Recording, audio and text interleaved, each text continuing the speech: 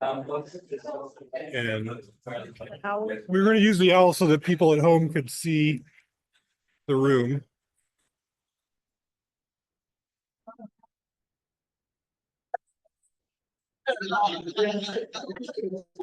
That's a good mic too.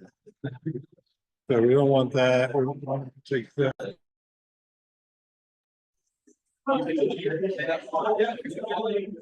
It's already recording. And people can let themselves in. There's no waiting room. So, all right. So second monitor. Yeah, so go up.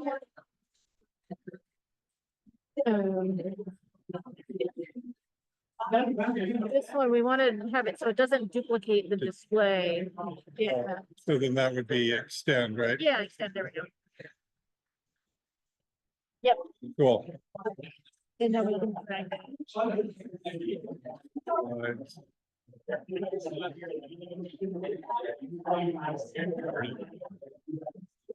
Perfect. That's great. Yeah, okay. Yep, and they're still up on there. That looks good. Great. So I'll just prompt you. I think Jordan's going to kick off. This is Article 4 of the budget. Jordan's going to do at least the first slide or so, and then he'll kick it to me, and we'll just ask you to do the next slide. Because it's not like their regular. Yeah, it's not in the resume slideshow. There we go. Okay.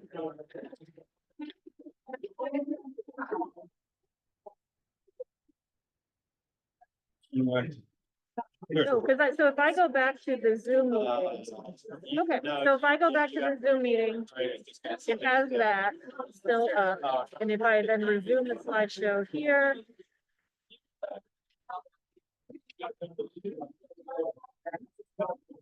I click resume. Oh, it's thinking. The Zoom is on. Yep. Oh, okay. Yeah. I'm just trying to make sure I've got like the transition between the two, because when you're in slideshow mode, it'll have presenter mode here. Yeah. But then I can't see the Zoom. Right. So I have to switch back and forth between them. Okay. And it's really just going to be for a few minutes. Yeah. One slide at the end of the show that shows the it's like an engineering design of a specific kind of road, and that's only if it comes up. Craig Line wants to talk about this proposed project on Pentel Road. Yeah. So he asked if that slide be available.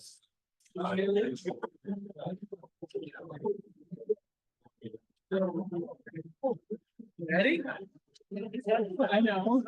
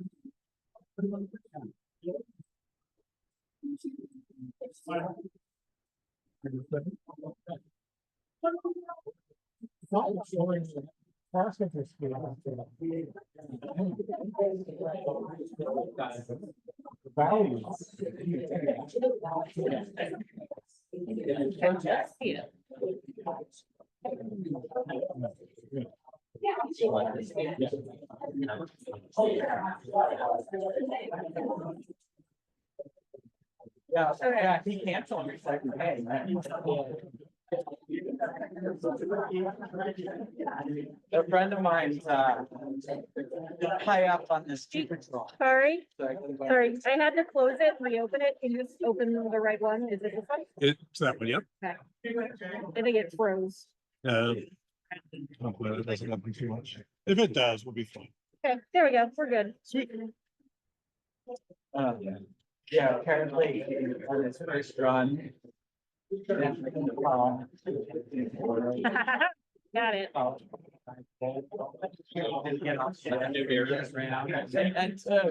help him off. He's not much of a skier. And then his wife completely took out the controller. Oh, yeah. They were just like totally out of their element. And it was great conditions. This like, was Saturday. Yeah. Yeah. Yeah. It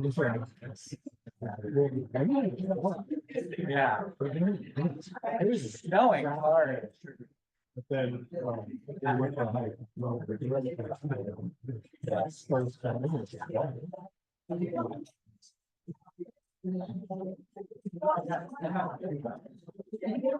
agree. I really like this.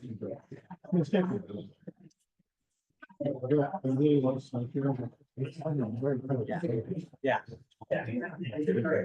Yeah, right, exactly, exactly.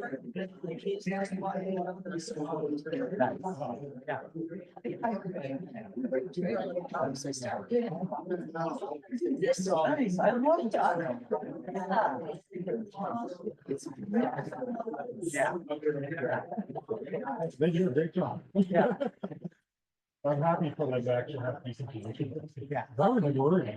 I know. Another year or two, like. Yeah.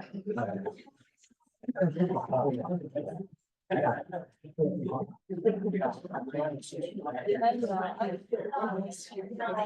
know, I wouldn't want to do it myself. Yeah, We're doing a list. Really gross. Guess you're going, right.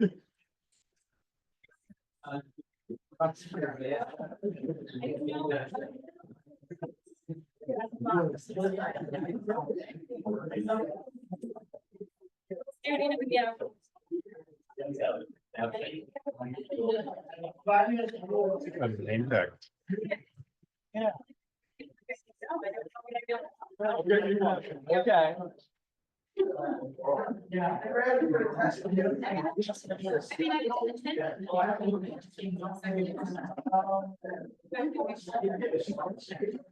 I feel better.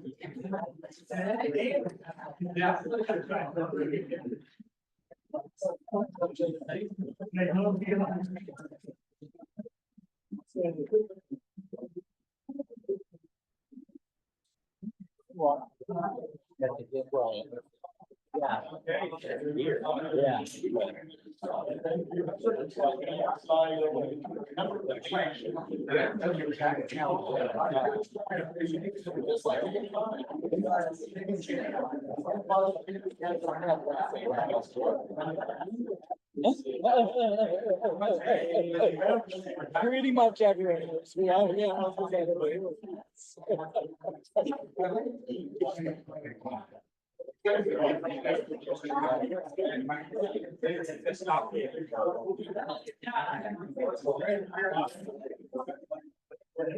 Ah.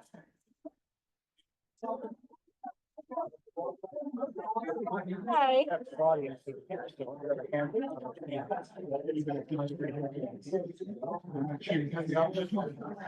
Sorry. Thanks. Yeah, I was worried about. Okay. I worry about putting the sheet.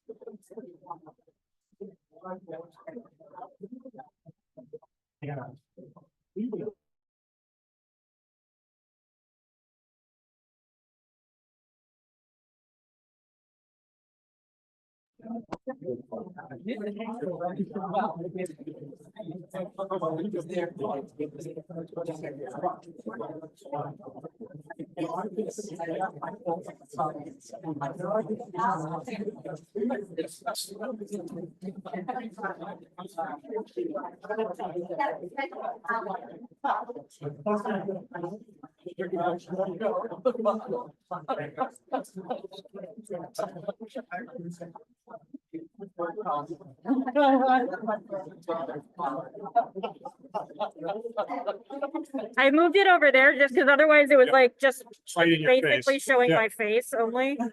Everything good though? Yeah, it just, it got unplugged, so now I'm just getting it going again.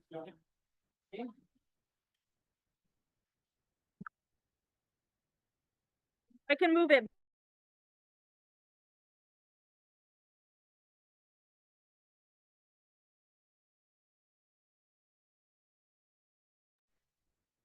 There we go.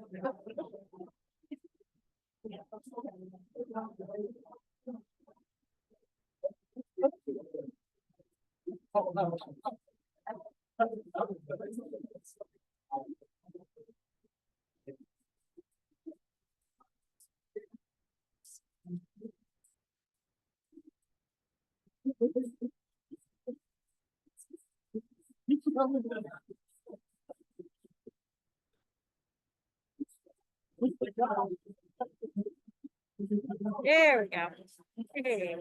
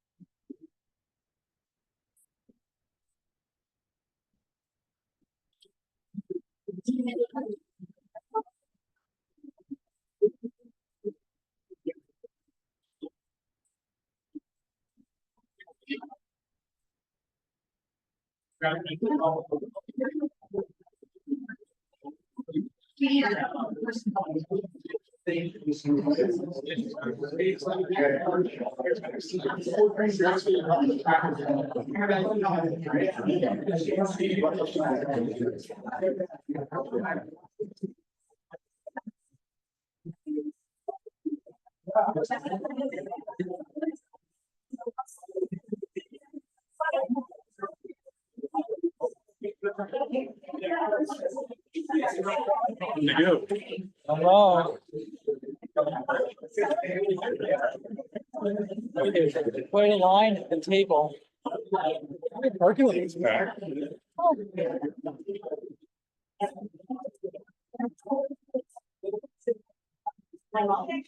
I saw my neighbor, Mac, Gardner Morstein, Mac. He lives at the bottom of, he lives on County Road at the bottom of Long Meadow Hill. And he's an avid runner. He's a really talented runner. And I saw him running on Foster, or Fowler. Like, why is he running? Why is he going to town meeting? I drive by and sure enough, he's got his town report in his hand.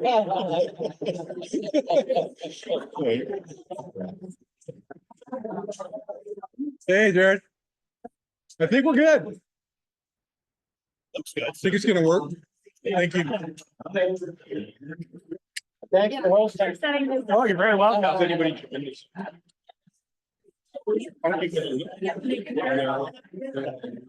They're hearing us. Morning.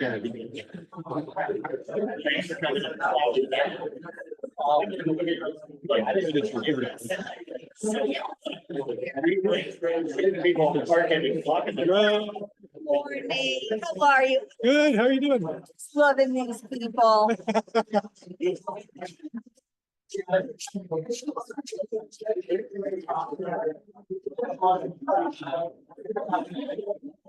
They are.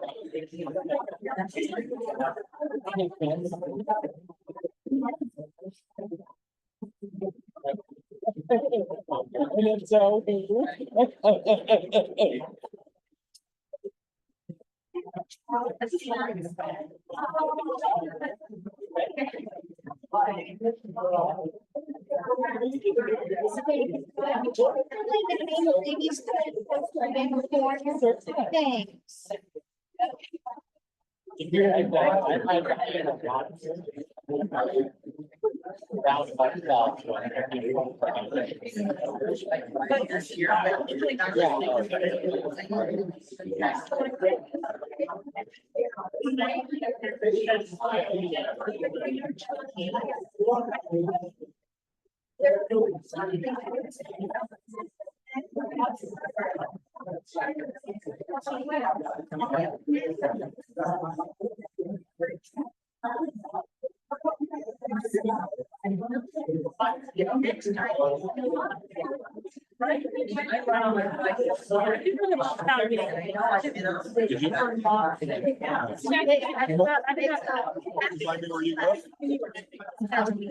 Well, just north of. You're in New England.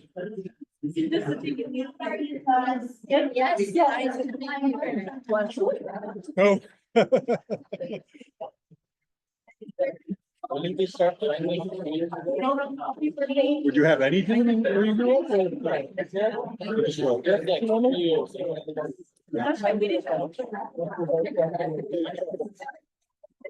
This is our second or third up here. This is our second, right? Yeah.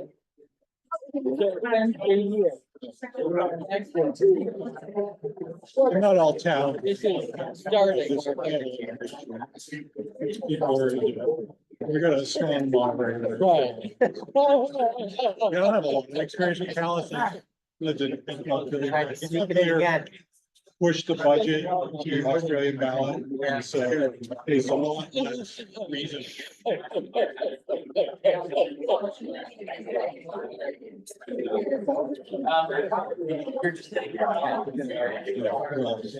If it goes to 3:30 in the afternoon. I don't anticipate that. Very softly, I harassed her pretty hard for a couple of years. And then backed off late and was transitioning to empty nesting and everything else. College Hill and that sort of thing. And Brian had started to move out. Well, glad we're not, you don't know us by now. They don't. Big pro flow. We got big pro field, but pretty close. We have to. What have you been doing for fun? Select board.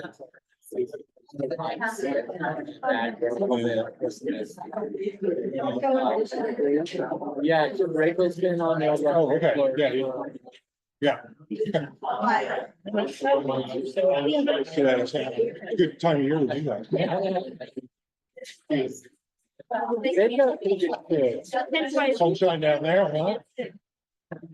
You gonna go to bed? You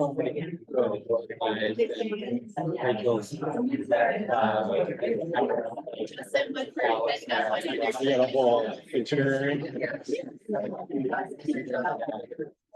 Okay. Okay, She's feeling. It's not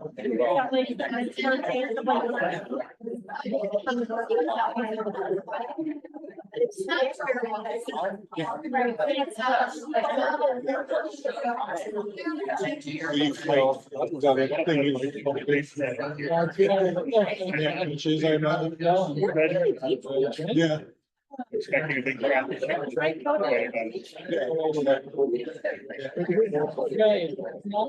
food good? to argue about. Oh, we'll find something.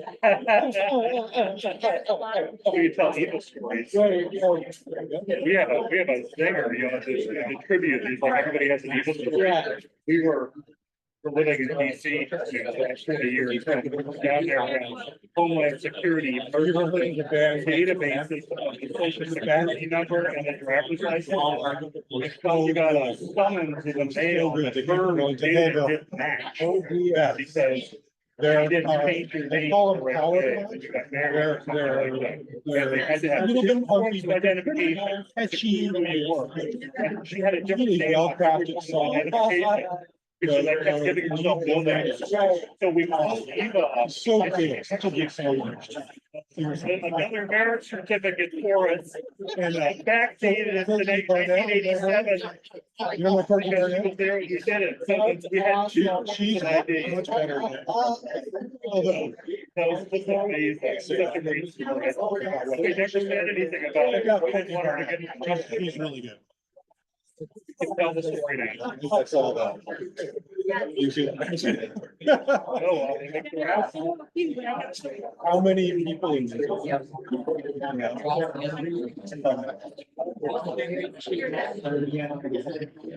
And how many indigenous? Oh, wow. That's more than I've got. Do they have problems? They have. So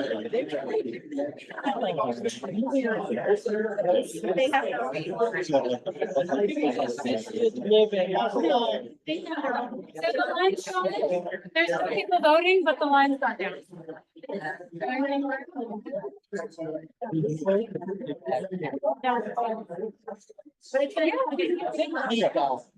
But it's gonna. Okay.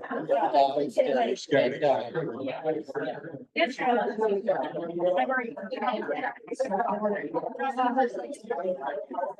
But it's gonna be. Okay. So.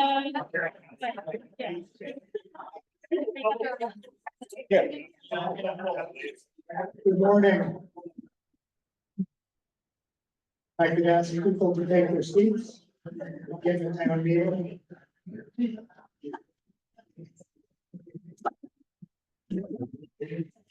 At the ceiling on the town moderator, Article 1 is to elect a moderator for the ensuing year, and so our town clerk, who manages all of our elections, will handle this election. Arthur.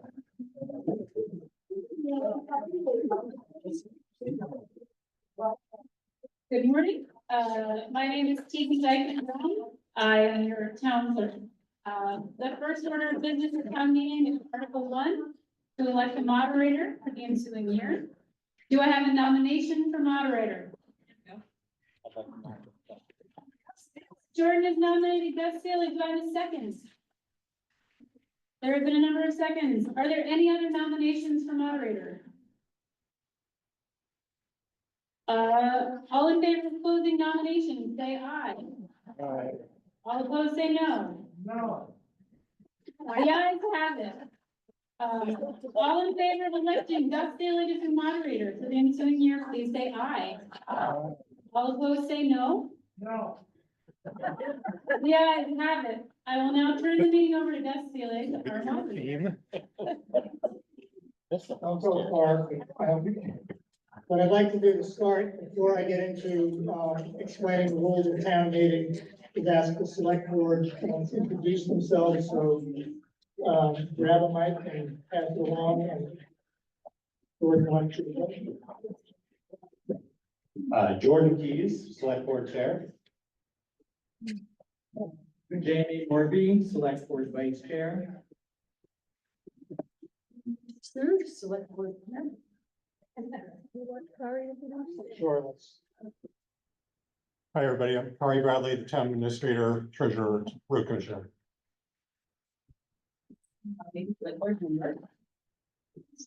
Bill Davis, Select Board.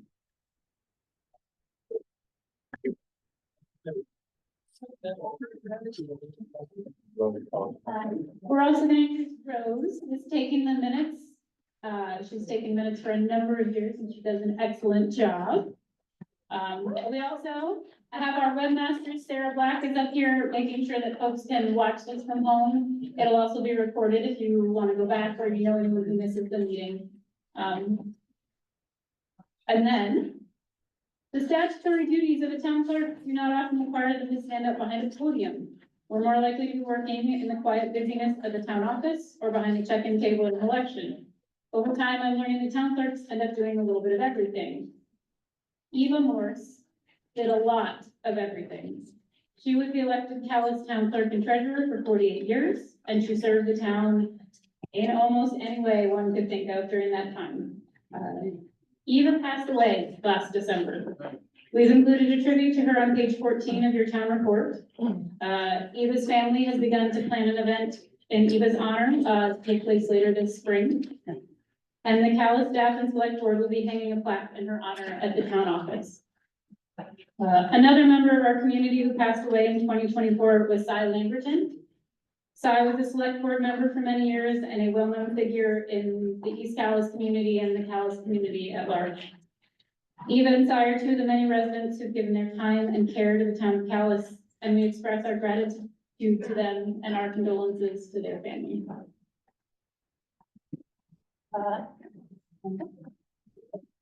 Okay, before we get to Article 2, which is to discuss and accept the town reports, I want to do a few things, just to talk about how the town meeting works. Really appreciate, the great report that all of us have in front of us. To guide the town report, the warnings begins on page 4, and that's what we work from. And warning is one of the words that gets used in a town meeting to be aware of, and there are a couple times that you can bring up any issue that you want. Article 2 would be a good time. You can ask lots of questions around the budget, and there's also an article called other business. But when you bring things up under other business, it's not binding because whatever business it is hasn't been warned.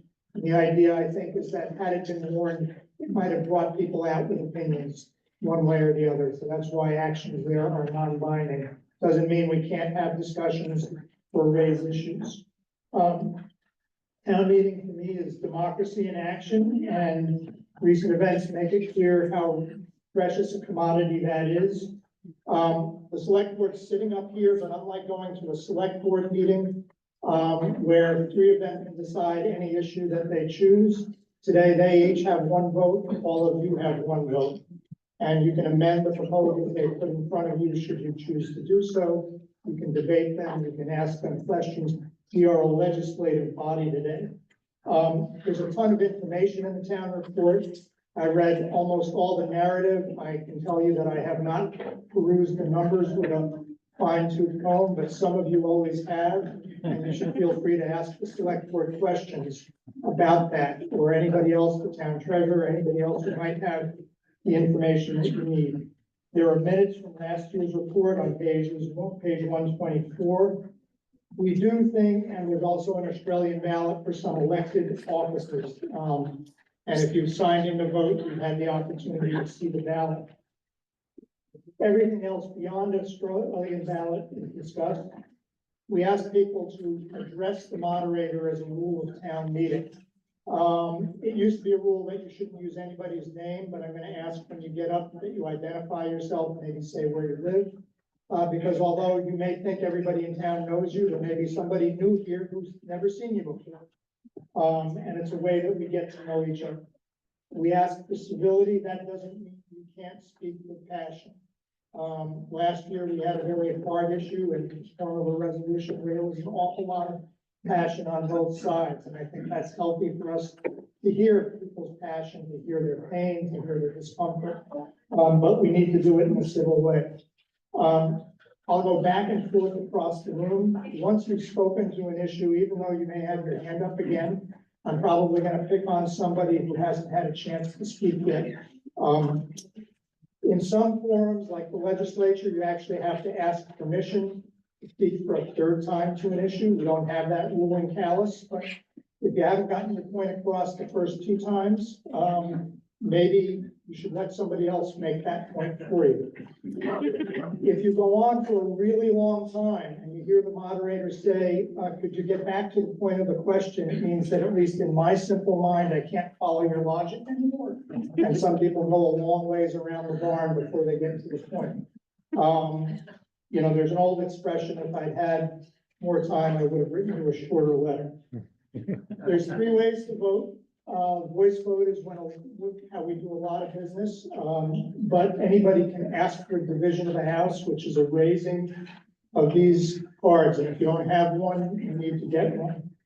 You can also ask, the 7 members can ask for a paper ballot, and just know that if you have a paper ballot on an issue, that'll probably take about 20 minutes to do the voting, count the votes and all that, but you're entitled to do that. Any question can be moved, and the speaker who moves, the person who moves it can speak to it. And anybody can amend an issue, propose to amend a motion. You will accept amendments to amendments, but that's as far as we'll go. It gets way too complicated if you start amending proposed amendments too many times. Most issues are decided by a majority. It takes 2/3 to cut off debate. So we'll be here as long as people want to talk, unless you've decided, you know, not just the majority, but a super majority. We've had enough of this issue. It's time to resolve it.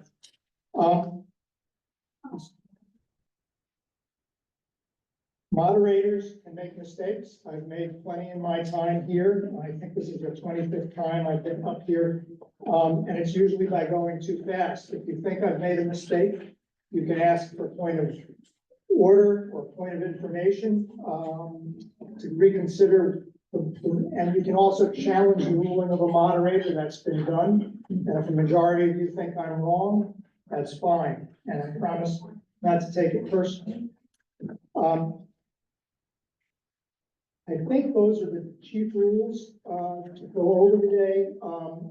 Without objection, we allow people who are not residents to speak to issues. That's usually been our fire chiefs or representatives of the fire department. Our state treasurer plans to drop in this morning, and we'll also give him the floor. And when Representative Mahali, who is a Calais resident, gets here, I think he started his day in the Plainfield. We'll conclude an article and give him a chance to report on what's going on in Montpelier, and we'll have a few minutes for you to ask him questions. Are there any questions about how we conduct town meeting, and should we have a contested ballot vote? Tegan and the Board of Civil Authority will collect the ballots and count them. I will not do that. Any questions about how we proceed? Last thing, we have 3 mic runners, I think. For the mic runners, would you identify yourselves? Why don't you say, speak into the mic, Mark Brown, East Calais. okay? If you may read East Calais. Tennessee Lamb, Maple Portland. Okay. And you notice that they all, and Artie told me this, held the mic very close to themselves. If they hold it out here, not gonna you're not gonna be heard. And I know some of you think you have a really loud voice, and you don't need a mic. Some of us don't hear so well as we did 20 years ago, and we need you to use the mic, okay? So please be patient for the mic to get to you. With that, Article 2 is to discuss and accept the reports in the town report. So are there questions or any discussion about the town report? Okay, Larry. Can you hear me okay? Larry Bush, I live on Bliss Pond. At the moment, I'm the chair of the Conservation Commission. I wanted to take a couple of minutes of your time here in the meeting to talk about basically two things regarding the Conservation Commission and its work. The first is short and simple. We prepared a small survey, copies of which are in the back by our table. And we would be really grateful if you could take one and just take the time to fill it out. If you don't like our questions, make up some. You don't have to give your name, but if you have a good idea, we'd love to know who had it. So, but I would ask you to encourage you, if you haven't done this on Front Porch Forum, which a number of people have, I think, if you could pick out this little thing back there in the box and just take a minute or two to fill it out, that would be great.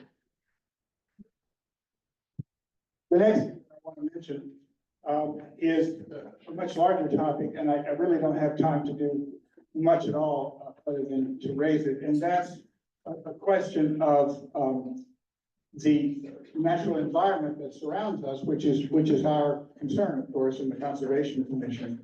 And specifically, it's the impact of the Vermont conservation design on Calais as a local matter.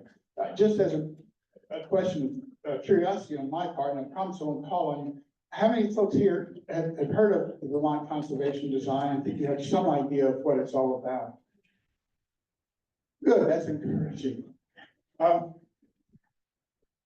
Basically, and I'm not going to go into any detail, but the Vermont conservation design, which was developed by the Fish and Wildlife section of the Agency of Natural Resources, has become accepted as state policy now for how to, as a major part of how to deal with biodiversity loss and climate change.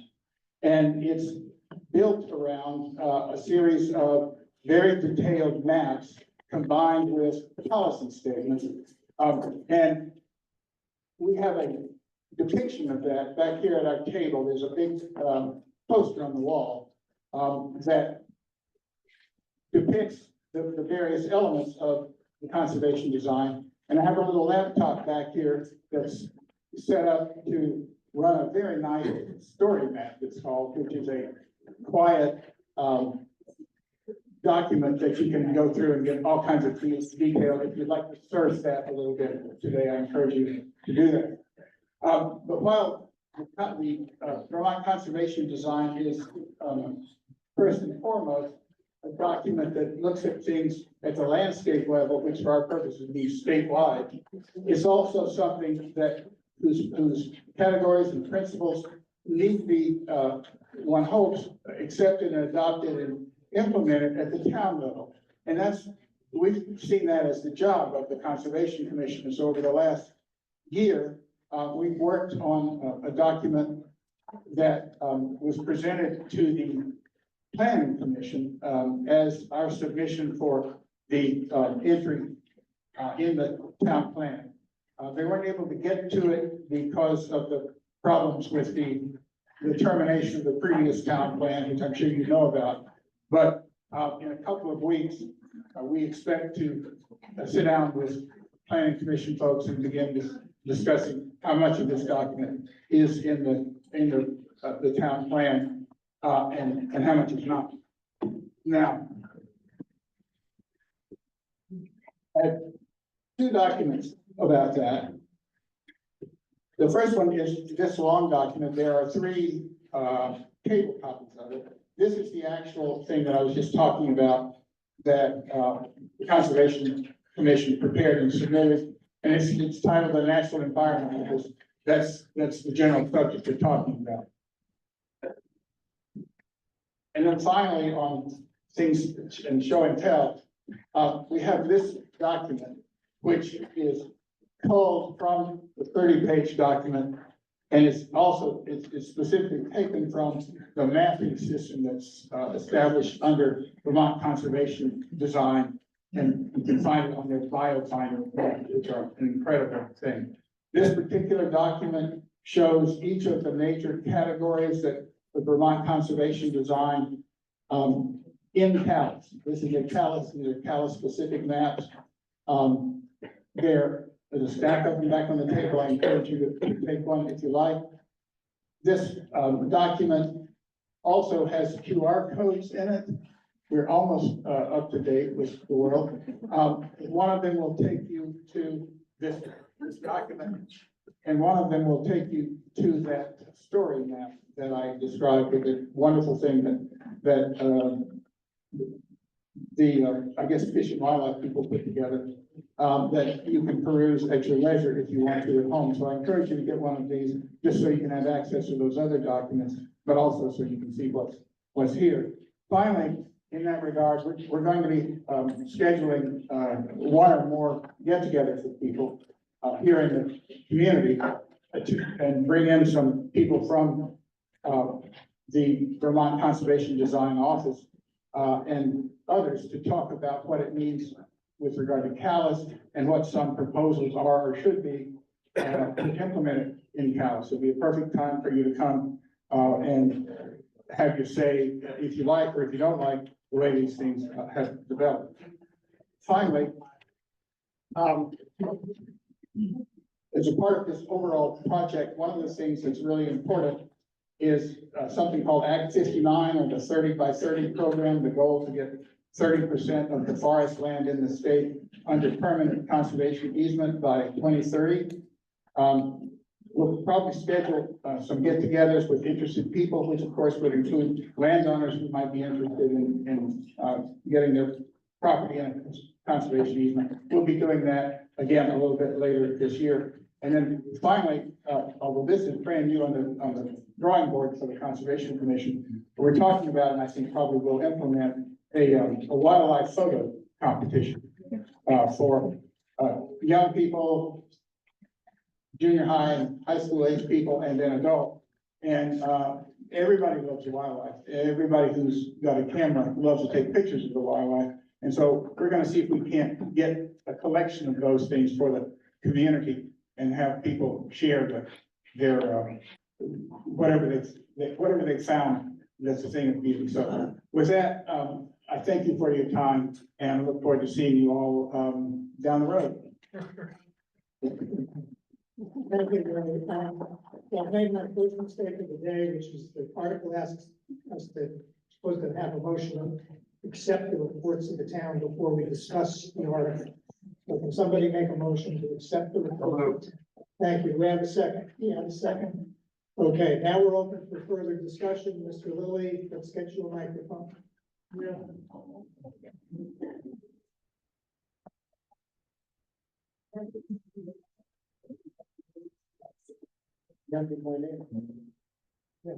Okay, I'd like to talk to that guy, because I think he's going to give me more information than I'll get here. There's a lot of things I can't talk about because I only got 5 minutes, but, Gus says I only have 5 minutes. Well, I want to talk about the town manager.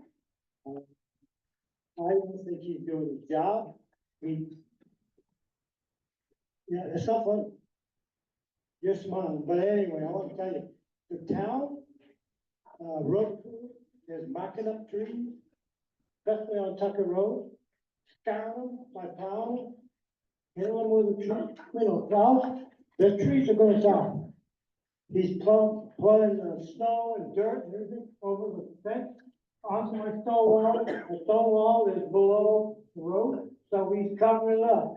Now, another project that I'm mad about is Beacon Branch is the Cold Springs. The Cold Springs has been here for 200 years. And all of a sudden, he, the manager, and the road crew come and they fix it so you can't get in there and get the water. That's not the guy's land behind it. The town owns all that for 200 years. And I'll bet you 200 years. Old farmers just stop there and get the water. People today have gotten water, and I think Scott Bassett was here, he used to get water there. I don't like that, I don't think a guy, a truck driver come up from, I don't know where, New Jersey or wherever, comes in here, and he, the manager, didn't even know about it. So, what do you say to him? I asked him, what'd you say to him? Oh, he said he just, I did it, that's all, he didn't give me no answer. So, there's all kinds of things I could talk about, but I won't talk about them today. But if you wanna know about these things, call on me, because I can answer these questions. I've been here for 80-some odd years, 82 years. So I know a little more about the town than most of you. So if you want to talk about it, I can't talk more than 5 minutes. Scott told me that I couldn't. I can only talk about one subject. I want to talk about the manager. You want? Well, we don't have an article on the warning to discuss managers. I don't. We need, I'll just tell you this one thing. We need to make changes. I'm gonna come to. Okay, we have a hand up over here. Good morning, I'm Rod Buck, a trustee of public funds, and I've only been here for 53 years, so I probably don't know that much, but I do want to say that I think the town administrator is doing an absolutely fantastic job. And also, like the road crew, to me, has done an amazing job in a very difficult environment over the last year. It's amazing. Thank you. We have a hand behind you. I'm Jared Weiss. I've only been on Earth for 43 years. I am chair of the planning commission, and I just want to quickly point out that we have been working on the town plan for more than a year. It has been a labor of love. We have hit some snafus that we didn't know. And it has kind of put our process in a little bit of a different place than it has been in the past. So we've got information back there on how you can read the town plan and read the draft. And we have a public meeting on the 18th at 7 o'clock at the town hall. But everything you need is back there in the back. I'll be back there if you have questions, but I just want to make sure everyone knew about the public meeting on the 18th for the town plan. Okay, we have a hand up in the middle on the ranks. Mike is on its way. Right behind you. Hi, I'm Sharon Lynn Fannin. I live on Tucker Road. And I want to confirm the points that Doug made about what we're seeing in the trees and the snowplows. There is evidence that the snowplows are hitting our trees on Tucker Road, and we will bring it up, Carly, with you directly, but I wanted to say that we're seeing the same thing.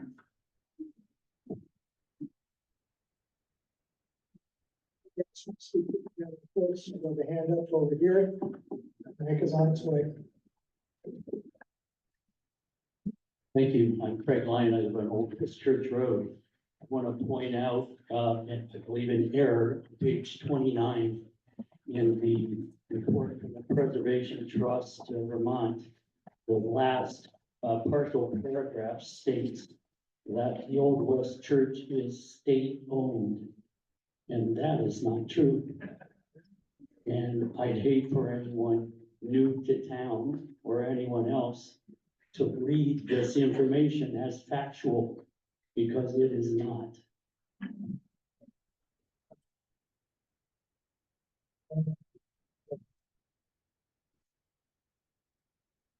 Hi, Barbara McAndrew, Robinson Cemetery Road. Thank you, Craig. That is an error. We've had the Preservation Trust correct that on their website and in the PDF, and I'm sorry we didn't see that was happening in the town report.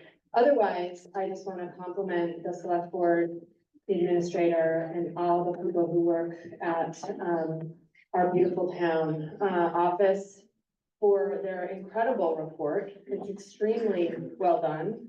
And it represents a significant amount of work and turnaround for this town in a matter of 2 years when we've had significant challenges. So just a huge thank you to everyone for all you do.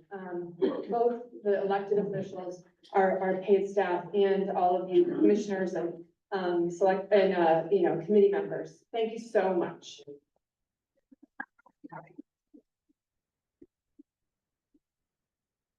Any other discussion of the town reports? Yes, we have a hand up here.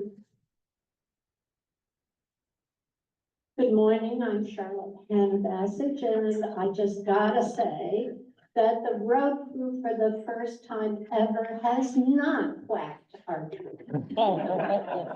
And Drew moved, I think, to the road crew, and I think he's fabulous. He, in the past, somebody would whack the tree and then take it down and then start whacking the one behind it.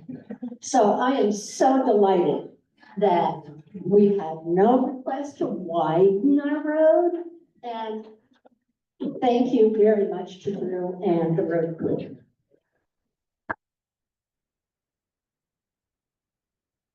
Any questions or comments on the town reports? Yes. Daniel. Hi, Daniel Keeney, Kent Hill Road, one of your school directors, for the Washington Central District. I don't think we submit a report as such, but on page 116, you'll see our warning. Statutorily, we're required to state what the resulting spending is of our budget submitted. It says that it's 6.2% higher than per pupil education for the current year. I just wanted to give a little bit additional detail. If you had asked me 6 months ago whether we were going to be able to keep the tax increase lower than the rate of inflation, I would have told you we're dreaming, but the projected tax increase for Calais is 2.58% for the school budget. That did not come without pain, and we're having to issue some reductions in force related to that if the budget is passed. But we received a lot of really positive reviews for our budget process this year, and I'm happy to answer any questions people might have. I'm outnumbered by my children this week, so I didn't make it to the informational session last night, but I'm here today, and I don't know if either of my fellow members from Calais are here, but please find me if you have any questions and support our school. Thank you.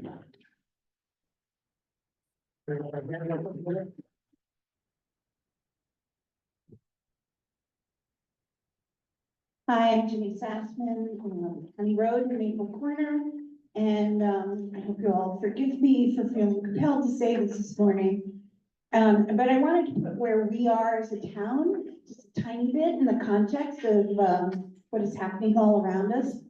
There's a book by Timothy Snyder, which is considered kind of the book on fascism, and he has 20 lessons against fighting fascism. Number 2 is protect your institutions. And for me, that's what we're doing here today. That's what the town report is. That's what everybody's comments are. And that's what the select board is. I mean, we are protecting our town and our town institutions. And it's just extremely important right now. So I'm really grateful to everybody here today as we go forward. Thank you.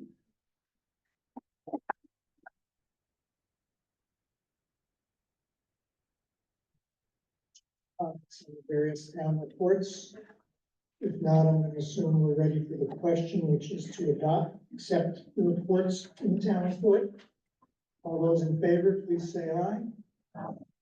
Opposed? No. Okay.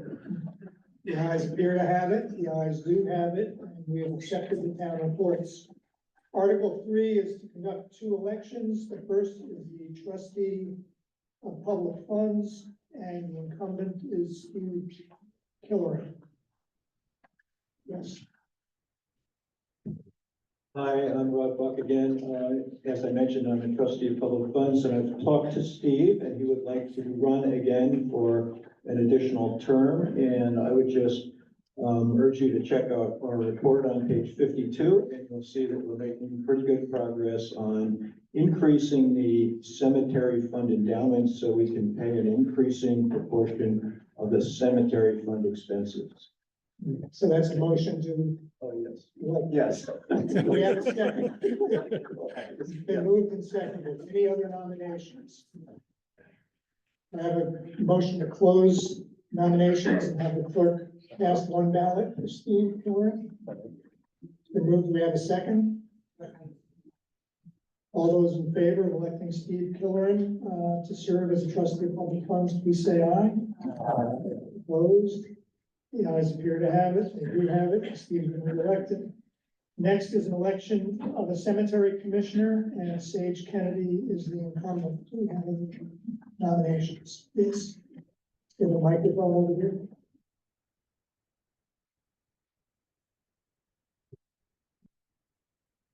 Michael Fullerton, Chair of the Cemetery Commission. Sage has indicated a desire to stay on the commission, so if there are no other nominations, I will nominate Sage Kennedy.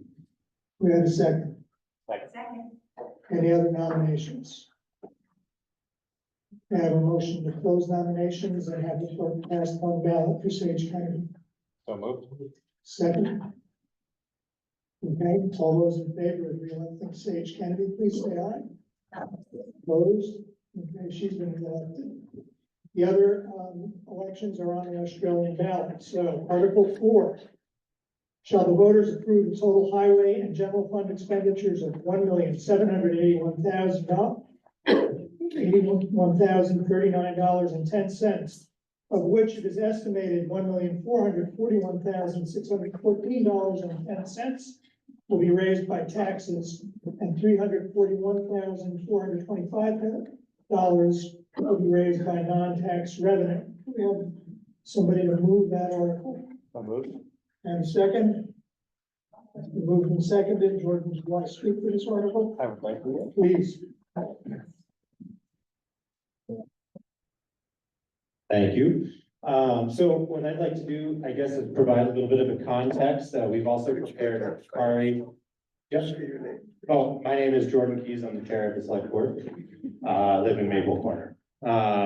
So Kari has provided and prepared a 30,000-foot view of some of the numbers that go behind this, just as kind of an effort to be transparent and informative about the budget. But as an intro, I'd like to serve up kind of the process that we went through. 2 years ago, there were a lot of new members of the select board, and there was a lot to learn. And out of necessity, we went through a fairly deliberative and long approach of meeting with every commission and committee member or committee, as well as special interest groups, get a better understanding of the budget, as well as the town treasurer at the time and others who had been historically involved in the budgeting process. And that process served us pretty well, and is now kind of a regular effort that we go through. So the budgeting process starts around the end of September. At the beginning of October, we start meeting with committees and commissions and various folks who have input and stakeholders into the budget, and also provide the public with opportunity to participate in each of those points of dialogue along the way. So there's a lot of work that goes into preparing the budget. This overview is, again, just kind of a 30,000-foot view of those numbers where we can entertain questions. I will pass it over to Kari to kind of walk through the handful of slides that we've prepared. Feel free to ask questions. And thank you. Thank you, Jordan. Corey Bradley, Town Administrator. I live on Long Meadow Hill Road. So this first slide is just the overview. Town government's divided into two categories. We've got the general government and highway department. General government expenses in the proposed budget would be $675,000 $516, and that's a decrease of 7.3%. But on the highway department side, we more than make up for that with an increase of 14.8%. And I'll break that down in a little bit here.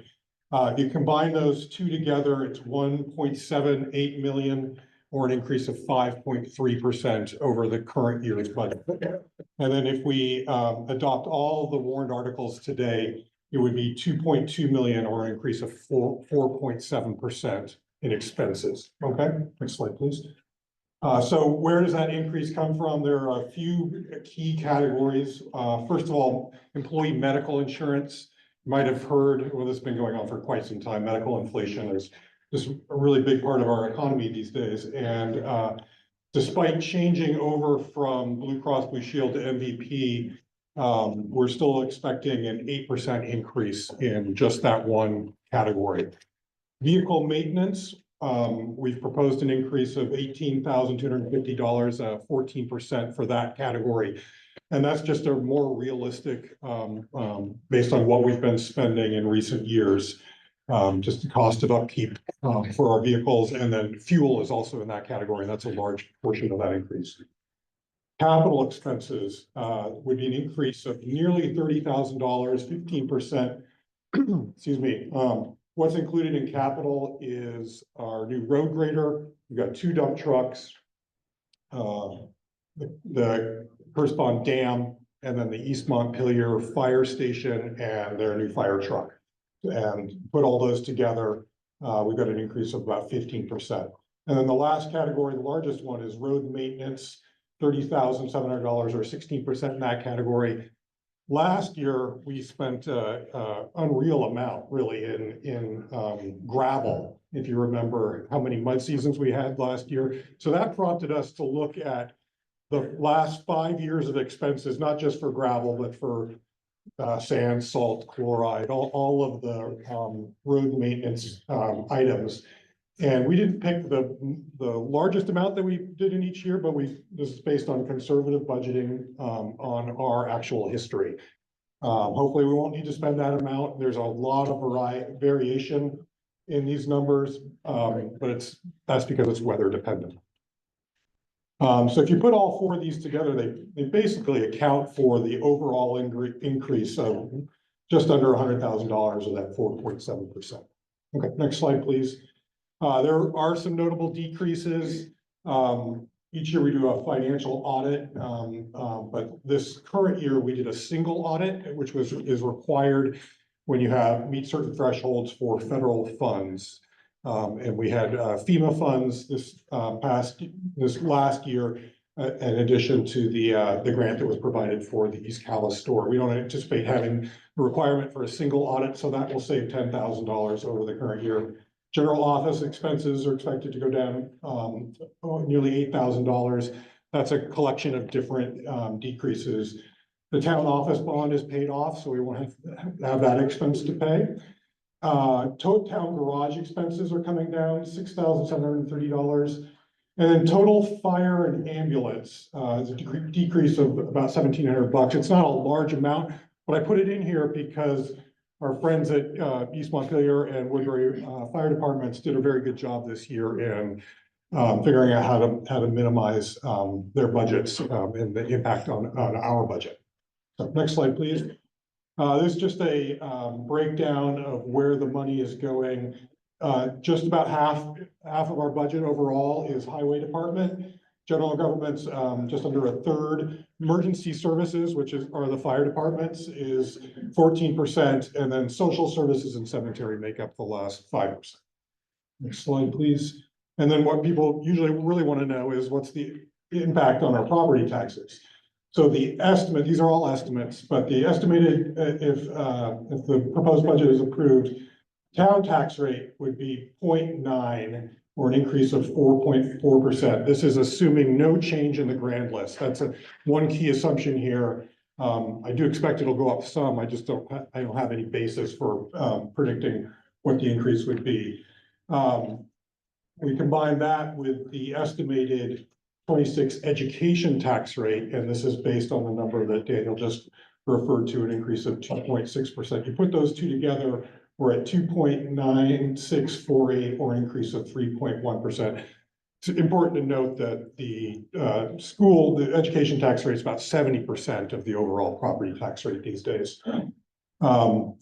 So the estimated impact per $100,000 of homestead value would be about an additional $90.10. Okay. And next slide. And that's just the article right there. Happy to answer any questions. Okay, John?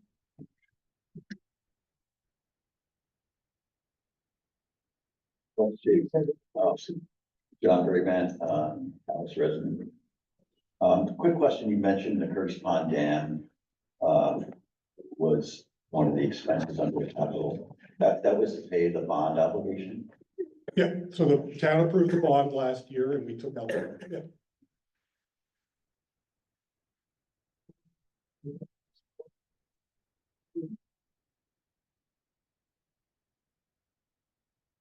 I want to tell you one, I've saved this town a lot of money. I went around for 3 years in a row to get the Australian ballot for the school budget. Took me 3 years to get that. So anybody can vote, when they work downtown, they can come back here and vote, okay? The third time we did this, I won by 3 votes. So anybody can be down the street and come back and they can vote today on the school budget if they want. Back then, they could not do that, okay? So I've heard Riley talk about the East Montpelier Fire Department and the ambulance. I can tell you, I had happened to me last week. I fell into the Bobcat, got pinned inside. It took me over an hour to get them up here. We had to call them twice. Okay? So I'm not going to give them any hand. I'm sorry. That was down around 0. I laid there in that Bobcat. 0 degrees. I can't hardly walk today because of that. Okay? Not their fault, but it's the truth. It's the truth. And I got a petition going here to slow this people down in this town. Slow this town down.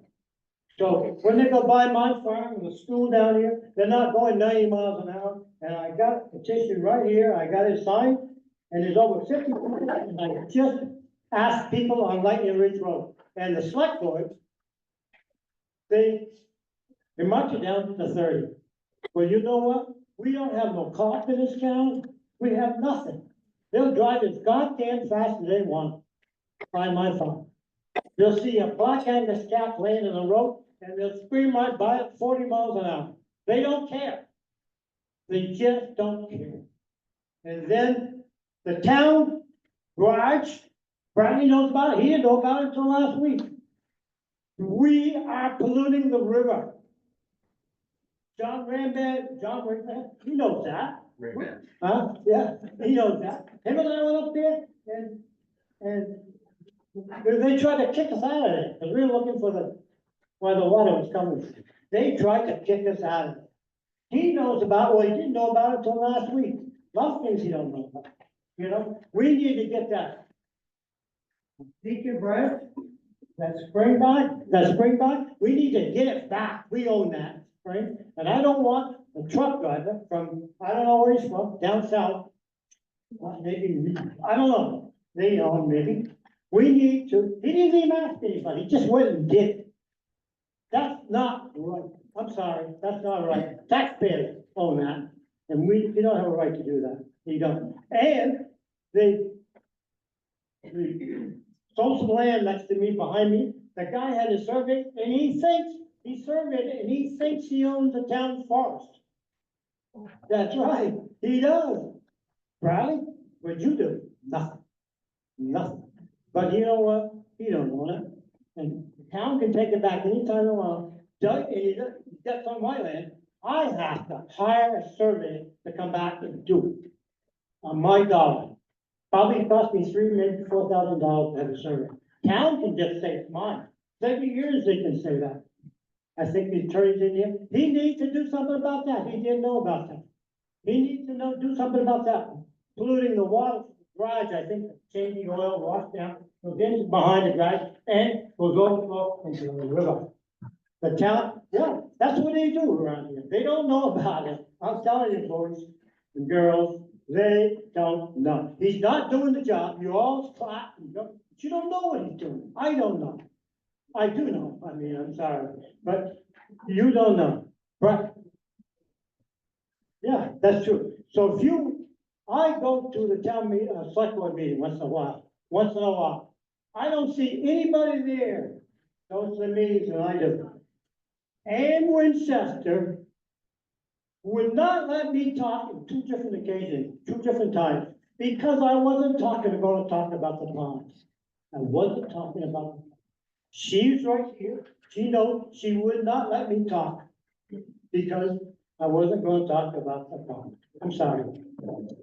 I got a lot of things to say about it, but I'm going to let it go.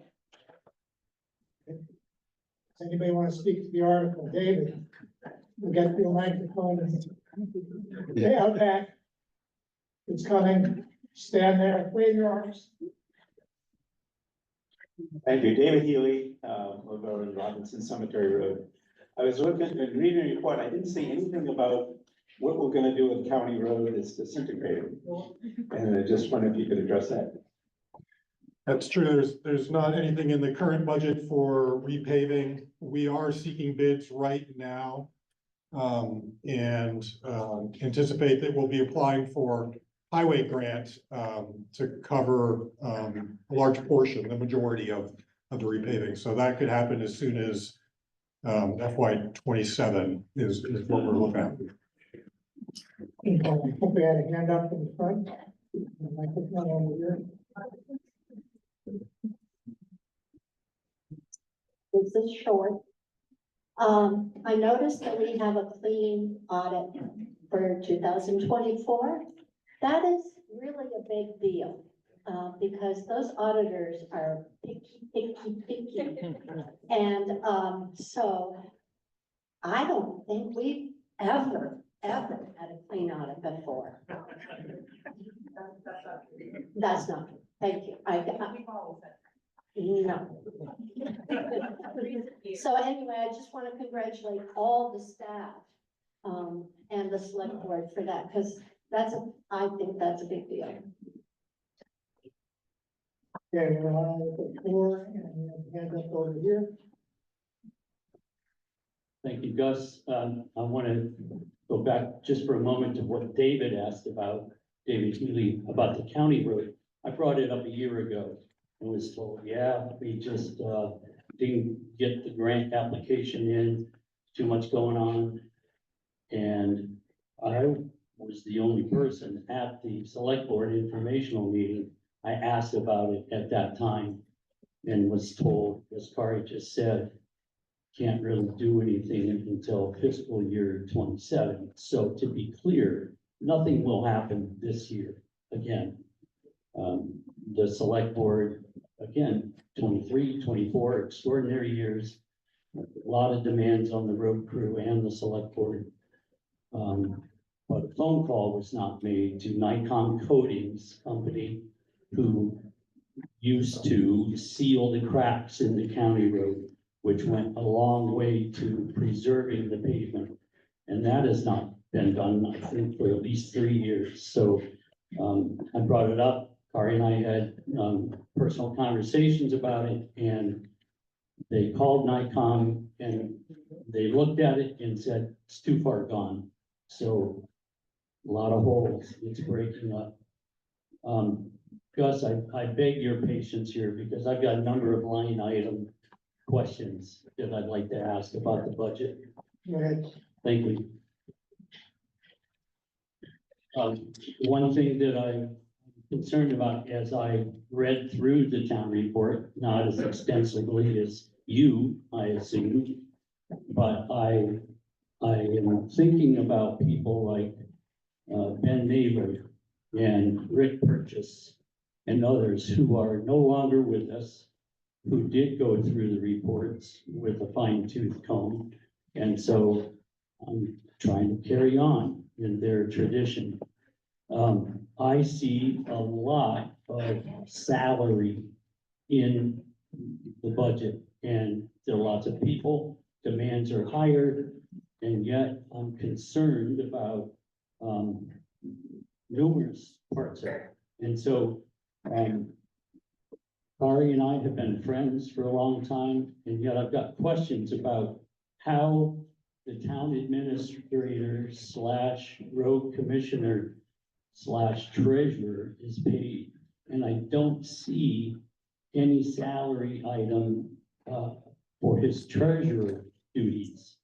Am I just missing it? Is it in here somewhere? No, it's not a separate line item. I fulfill all three roles with one salary.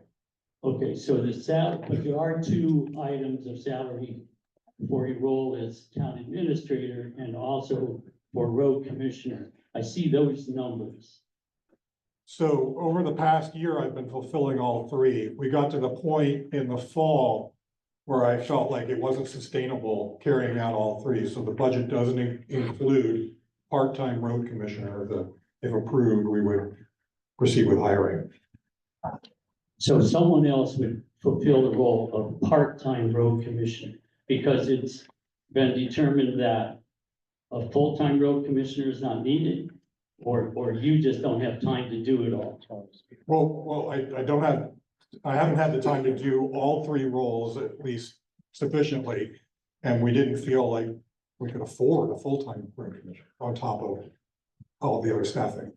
Okay, on top of, I'll point out, the road foreman, a proposed assistant road foreman, and then all the rest of the road crew members. Is there going to be an assistant to the assistant road foreman? No plans at some for that. point? No plans for that. I'm being facetious, but, salaries are expanding more and more and more people. And I know it's not the same as it used to be. You know, a road commissioner was a member of the crew, could drive a truck, et cetera, so maybe that cut down a little bit.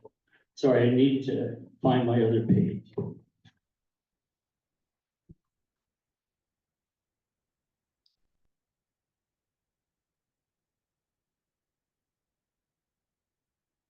Sorry.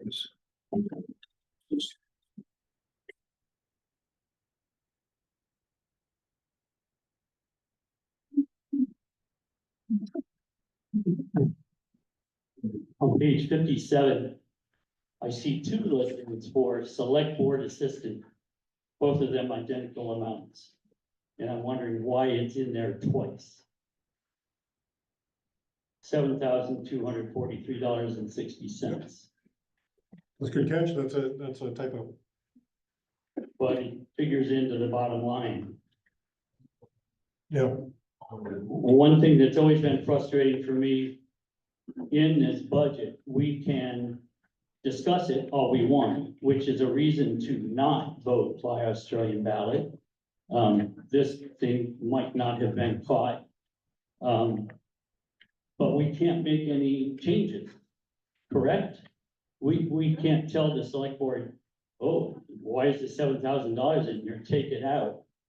But we can't do that because this is the amount that's been warned. Is that correct, Russ? No, I think you can lower the budget. Sounds like we don't need $7,000 from what Kari just said.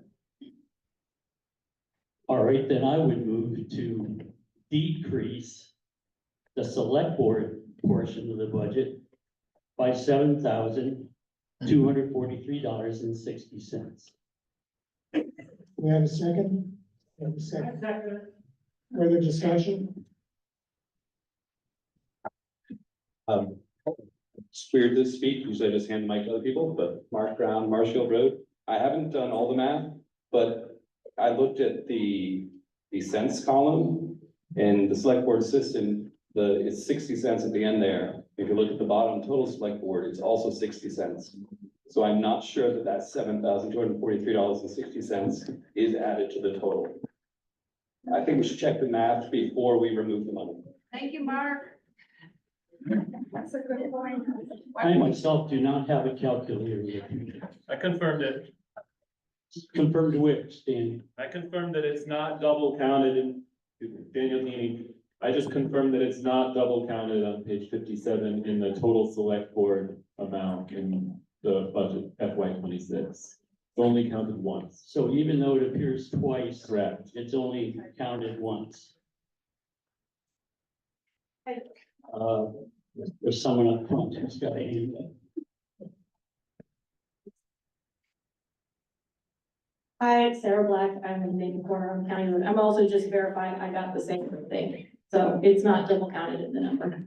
So would you like to continue with your motion or amend it or withdraw? I would withdraw the motion. Person who seconded, okay. So we're back to the main question. Is there further discussion of Article 4? Sorry, I still have a couple other pages. That's why I asked for your patience. Question about the town hall reserve fund on page 62. I'm just wondering how much money is in that fund and what it ultimately will be used for.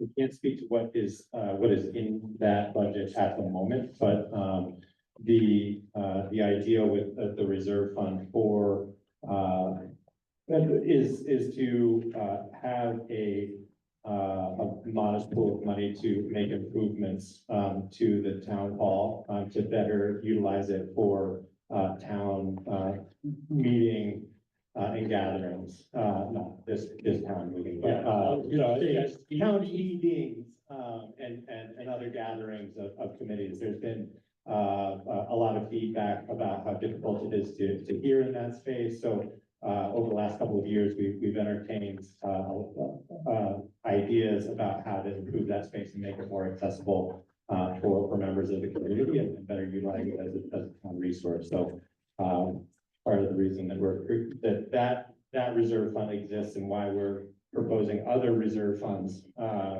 this year is because we find it fiscally responsible to try to set aside funds to save up for making those improvements as we need them. On page 71 shows the capital project funds. And the balance at the end of fiscal 24 was 11,482.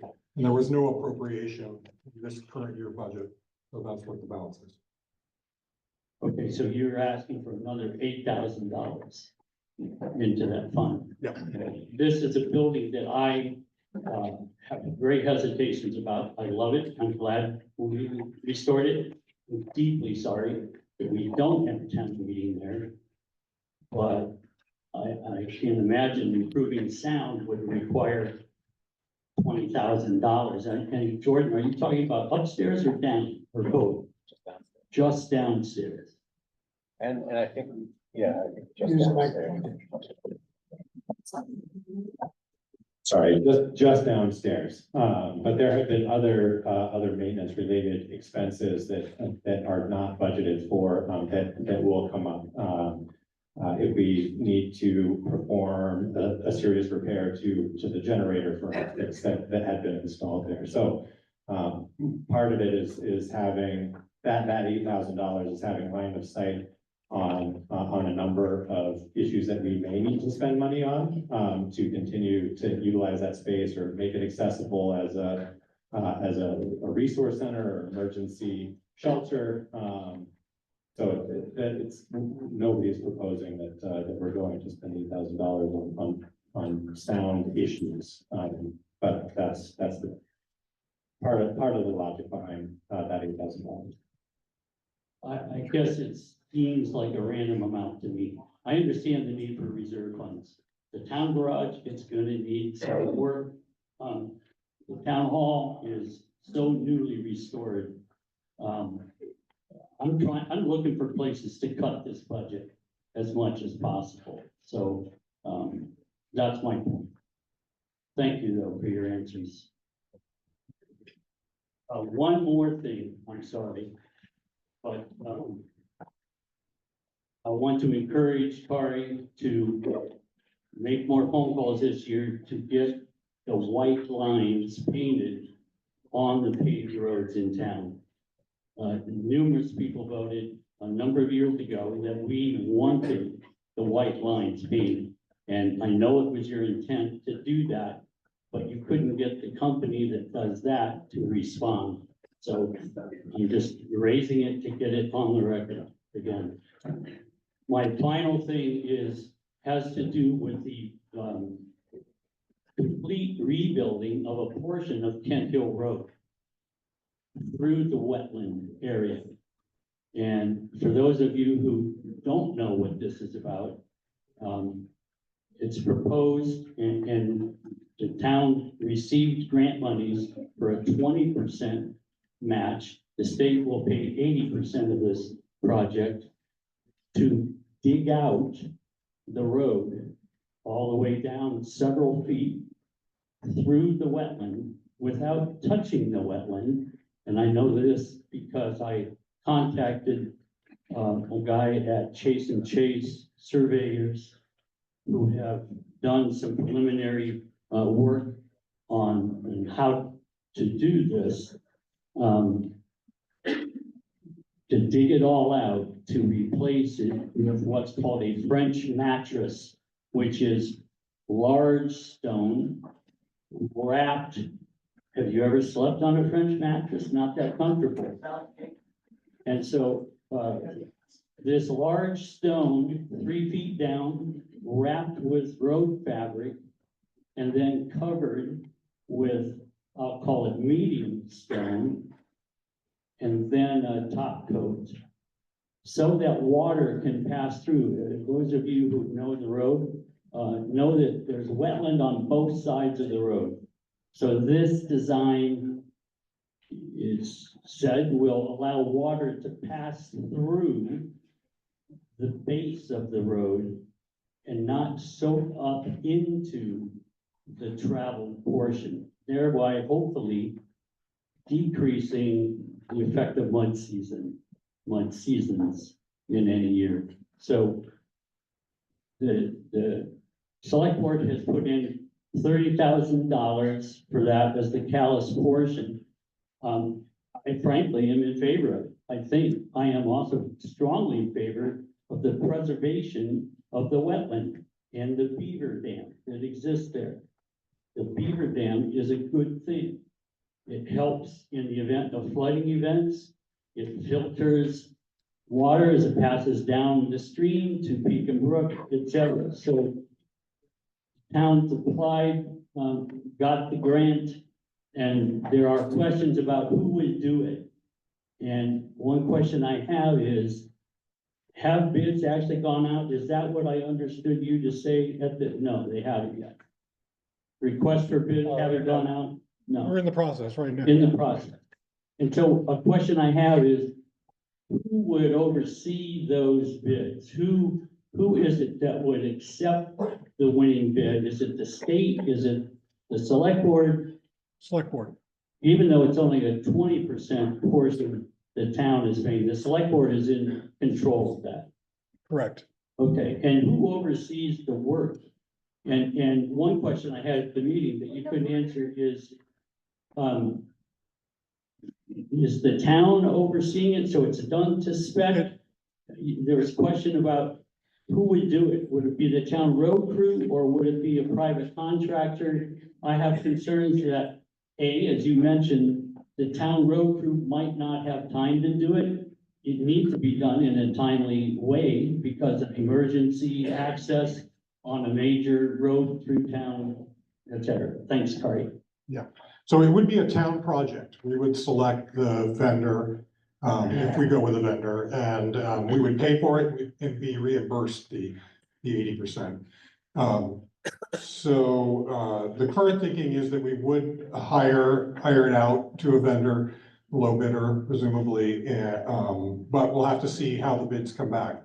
We have the option of doing it ourselves, self-performing, and that 20% match could be in kind, you know, our labor and use of our equipment, but to be determined. Like you said, there's a lot of projects a lot of other things and demands on our road crews time. Yeah. I'm bringing this up so that people are aware, because it's tucked in here on page 65, and there's no explanation. Kari, I know you have some slides, information that I sent to you. I don't know if anybody wants to see them or not, and I'll just bring that up, and with that, I thank you. Okay, we have a hand up right next to it. Jack Russell, I live off of County Road. Speaking of County Road, I walk it every day, and it's dangerous. The deterioration of I will compliment the road crew. My wife went through a pothole, blew a tire. I called, they were there within an hour, filled it. Ooh, wow, awesome. The sides of the roads are really bad. And the gravel has washed off.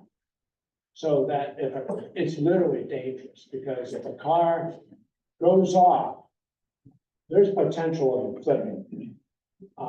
And even if we put gravel, and also the paint, it's a safety issue. I mean, and I'm glad you put the speed sign up, because I watch it.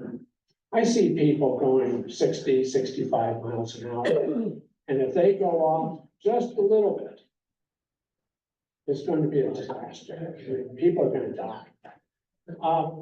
I understand about the repaving, but I think we can do something. Maybe gravel along the sides and the white lines are critical. So I would really encourage it. I used to walk it, I still do, but I try and get off as fast as I can, especially during certain times of the day. It's a dangerous road for drivers, let alone walkers. And here in the middle, and we're still on, which is to deal with the highway and expenditures. Yeah, hi, John Regan, spoke earlier. I have some clarifying questions and then ask. So we used to have a full-time road commissioner who paid a full-time salary, who was also a working road commissioner. So it's a different setup now, and I understand that. I'm just wondering what the division of labor is between the road commissioner and the foreman and the assistant foreman as compared to what it used to be. That's question one. I'll ask you a bunch. By the way, I want to say I really appreciate all the work Kari's doing. We've been blessed to have him. He's highly competent, and I hope he sticks around. Just want to say that. That's my other questions. Second question is, I'm assuming the road commissioner salary is in addition to the position called, what's Kari's position called, town assistant? It's town administrator. I'm assuming that the road commissioner salary is on top of that. It's not incorporated. Correct. Okay. All right.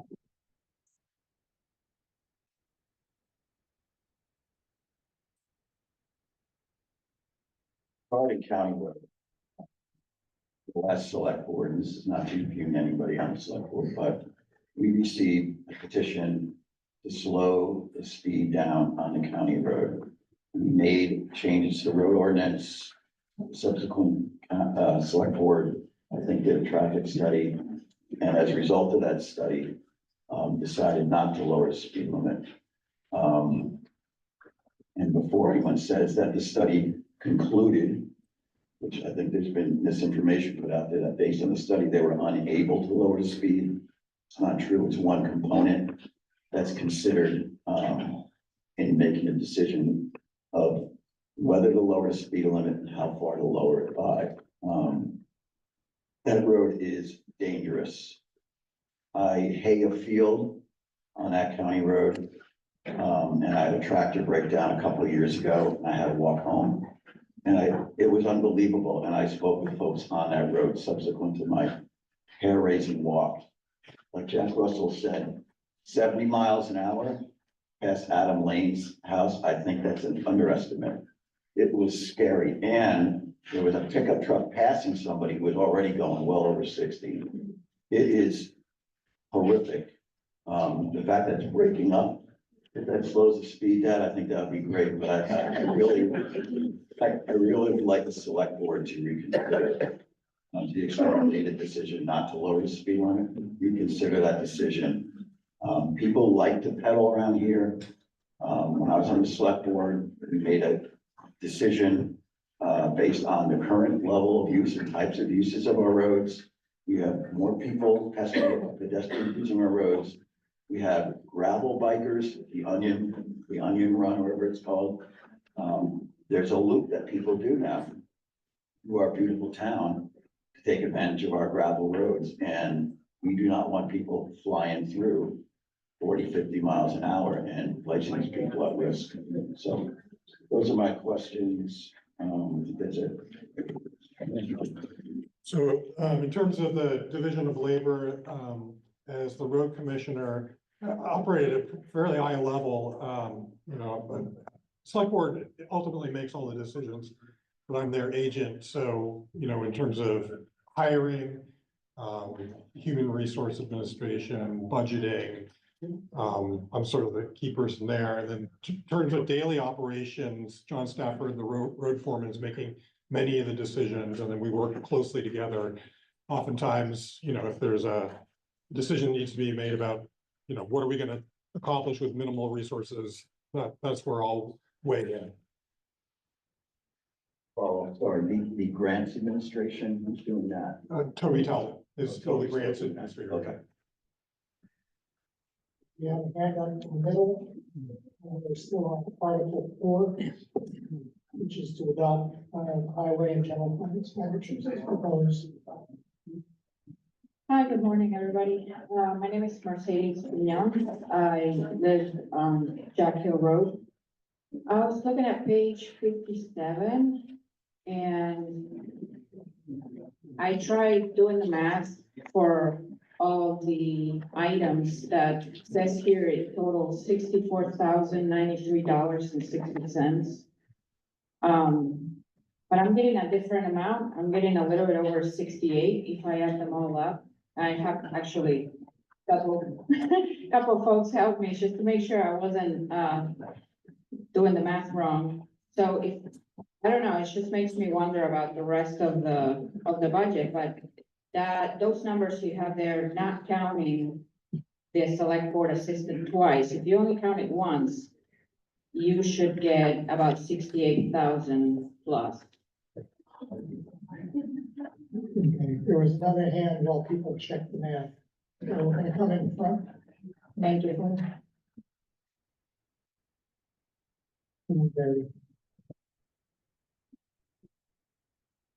Very, that's what you got, Scalise.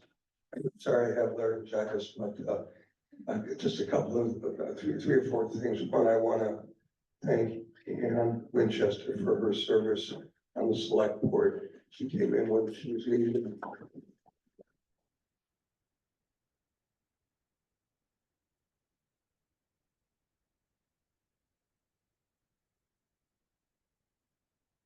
Especially for if someone's East Calais for County Road, why don't we just consider taking the pavement out? Everything will get a lot slower over there.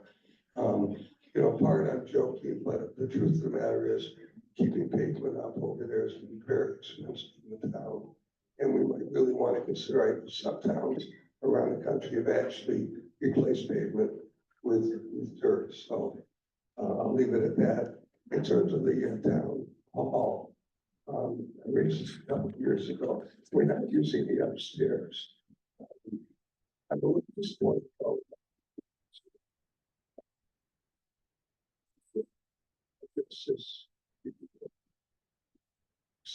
Certifies. Areas, it's cheaper for the town to figure out what we need and to budget and bond than it is for us to have you take money out which we have to prohibit.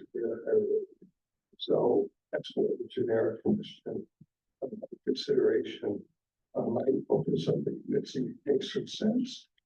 Under the Woodbury Fire Department, they have something for capital. So it's just a general.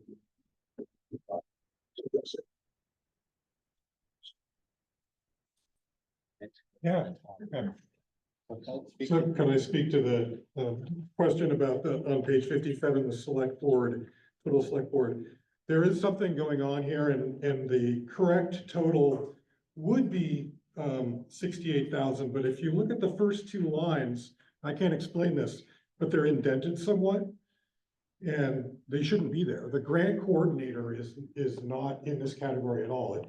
Highway grants administrator is in the highway department fund. So 64,000 is the correct amount. And those first two lines should not be in there.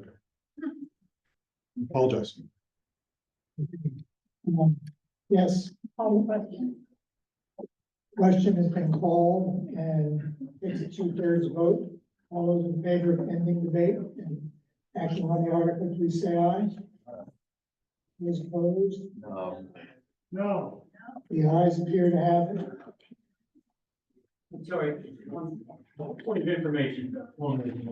Is this for the entire motion on the budget? That's what's on the table right now. That's the question that's been called. I didn't understand that.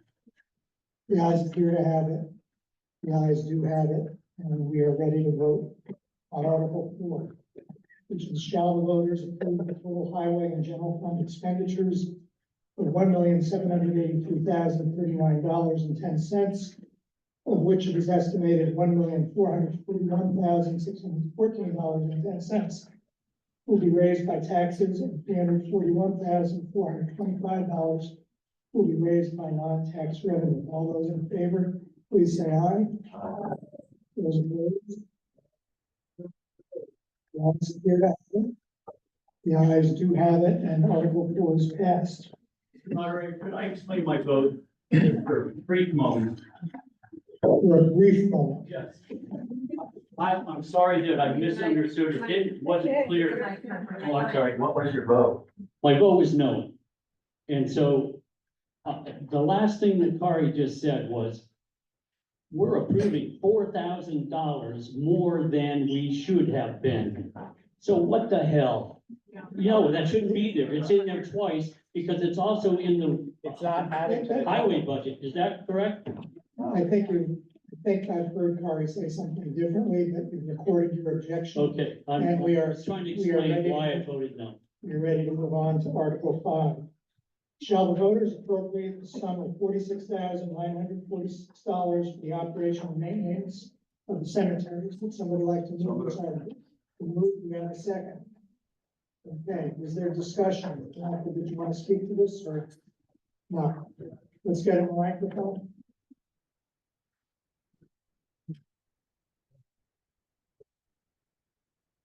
Finals or not, Currently chair of the cemetery commission. This budget is a little bit more than last year's budget. There's a number of factors that have got us where we are now. If you look at special projects in our budget on page 78, you'll see we got $8,800 in there.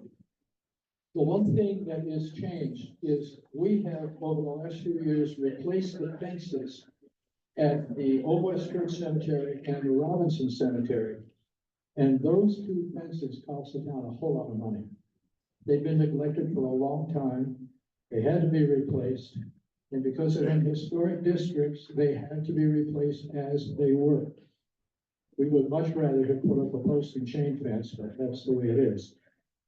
The Ainsworth Cemetery fence on the Jack Hill Road had fallen apart. I had gone up there personally and kind of tacked it back together. But we had the sexton remove it. We were going to put up a chain fence on the existing granite post. It cost us about $1,800. We had a lot of pushback from people, particularly those who've lived in that area for a long time and whose ancestors worked on the fence. And they were adamant that it should be a wood fence, as it always has been. We did a survey. 91 people responded, which I'm told is a respectable number for a town this size. 2/3 of them said, we want a wood fence, we don't care what it costs. So that's what we put in there. Other than that, our budget would have been roughly what it was last year. You'll also note that we took a big distribution from our endowment, T. Rowe Price. Trustees of Public Funds authorized this amount. It's been doing very well. We hope that in the future it will continue to do well, but I have no idea what's going to happen under the current regime. So we'll see about that. But other than that, the one big project looming over us in some years will be the Hudson Cemetery on the George Road. That's a big plot of land with 300 and some odd sites in it. It'll have to be fenced one day. And part of what we are going to propose in an upcoming item in this agenda is starting to save the money for it. But other than that, the people we bury appear to stay in the ground. We haven't had any zombies.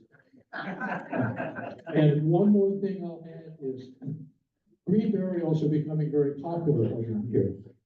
There are a few sites left in the Robinson Cemetery. But I've confirmed with our sexton that anybody that owns a lot in one of our cemeteries can have a green burial on that lot. So there's room for a lot more green burials than you might think. Thanks. Okay, is there discussion of Article 5? Yes, in the middle, which you have the comments.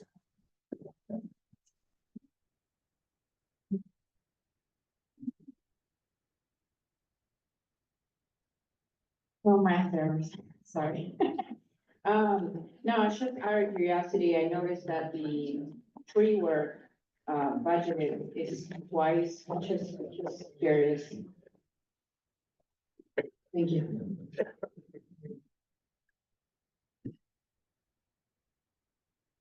Thank you. I think that's a bookkeeping issue. You'll notice that 2 years ago, there was no money. Kari might be able to address it a little more accurately than me.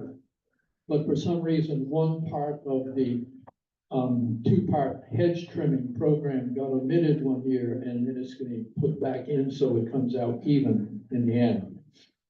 We do half of the hedges up on the East Hill Road at Fairview Cemetery one year and the other half the next. So this is all going to even out by the time we get to 27. Is that right, Carrie? Well, I don't have any particular insight into this one.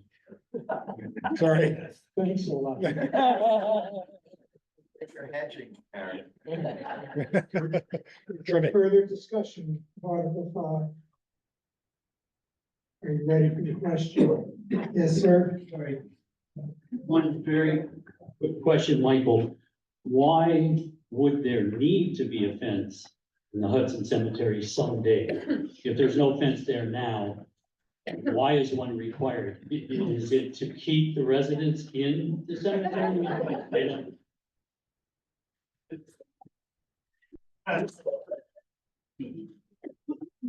Right now, the cemetery is surrounded by pasture. There are horses here sometimes. And we don't know what's going to happen with the property around that cemetery. It could become housing. Eventually, we should fence that cemetery off. It's just, you can't just have it lying in the middle of town. It's not lost in common. Okay, Yes. yes, right here. Yeah.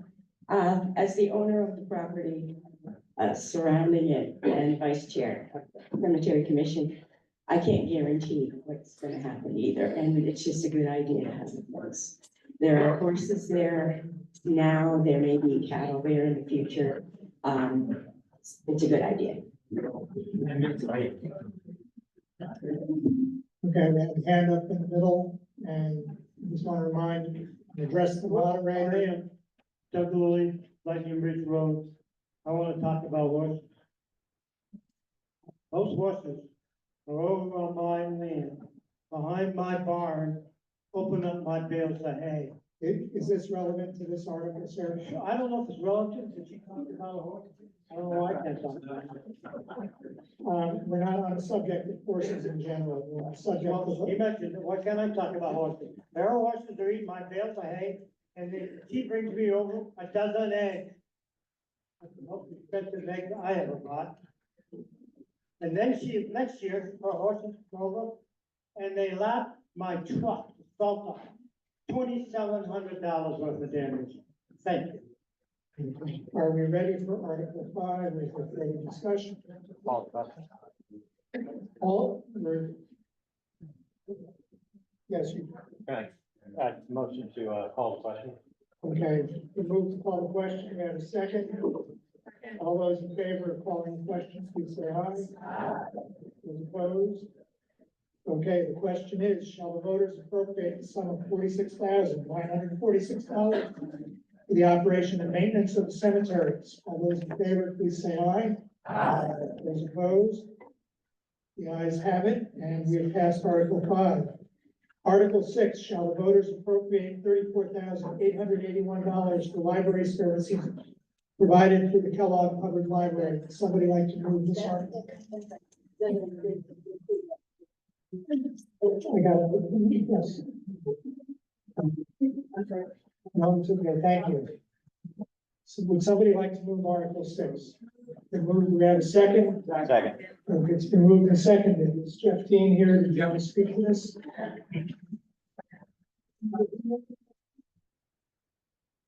Hi, everybody. Just take a minute. I'm Jeff Dean. I live with my family in Maple Corner. I am the Calais representative on the Board of Trustees for the Kellogg Public Library. I just wanted to mention that two things. First off, we're finally finishing up the repairs for the severe damage to the library after the flood of July a couple of years ago. Over $2 million worth of damage. A lot of that was is now resulting in fixtures and stuff like the elevator equipment and heating and cooling, a lot of things being moved to the roof. So these repairs shouldn't, we hope, have to happen, at least at this scale again, if there is more flooding. The elevator is, I think, now fully operational. I'm not sure if it's yet accessible, but if it isn't, it will be any day now. I think they just have to do the final safety testing. There's a bunch of several meeting rooms that are going to be open in the basement shortly as well. And that brings me to the second point I wanted to raise, which is that a lot of people think of libraries as repositories of books, and they are. But the Kellogg Public Library is used as a community hub by many people, not just Calais residents, but including over 500 Calais residents. People go there to have meetings, they go there to work, kids go there after school, people go there to get cool in the summer, to get warm in the winter. We do a lot of non-Kellogg Public Library programs there. You can find a lot of statistics in the town report. But I just wanted to emphasize the community aspect of the Kellogg Public Library. It's not just a place people check out books. There are digital services as well. We deliver books to people, and a lot of people make use of the facility in non-bookish ways. Thank you. Do we have any discussion of Article 6? So we have a hand up in the middle.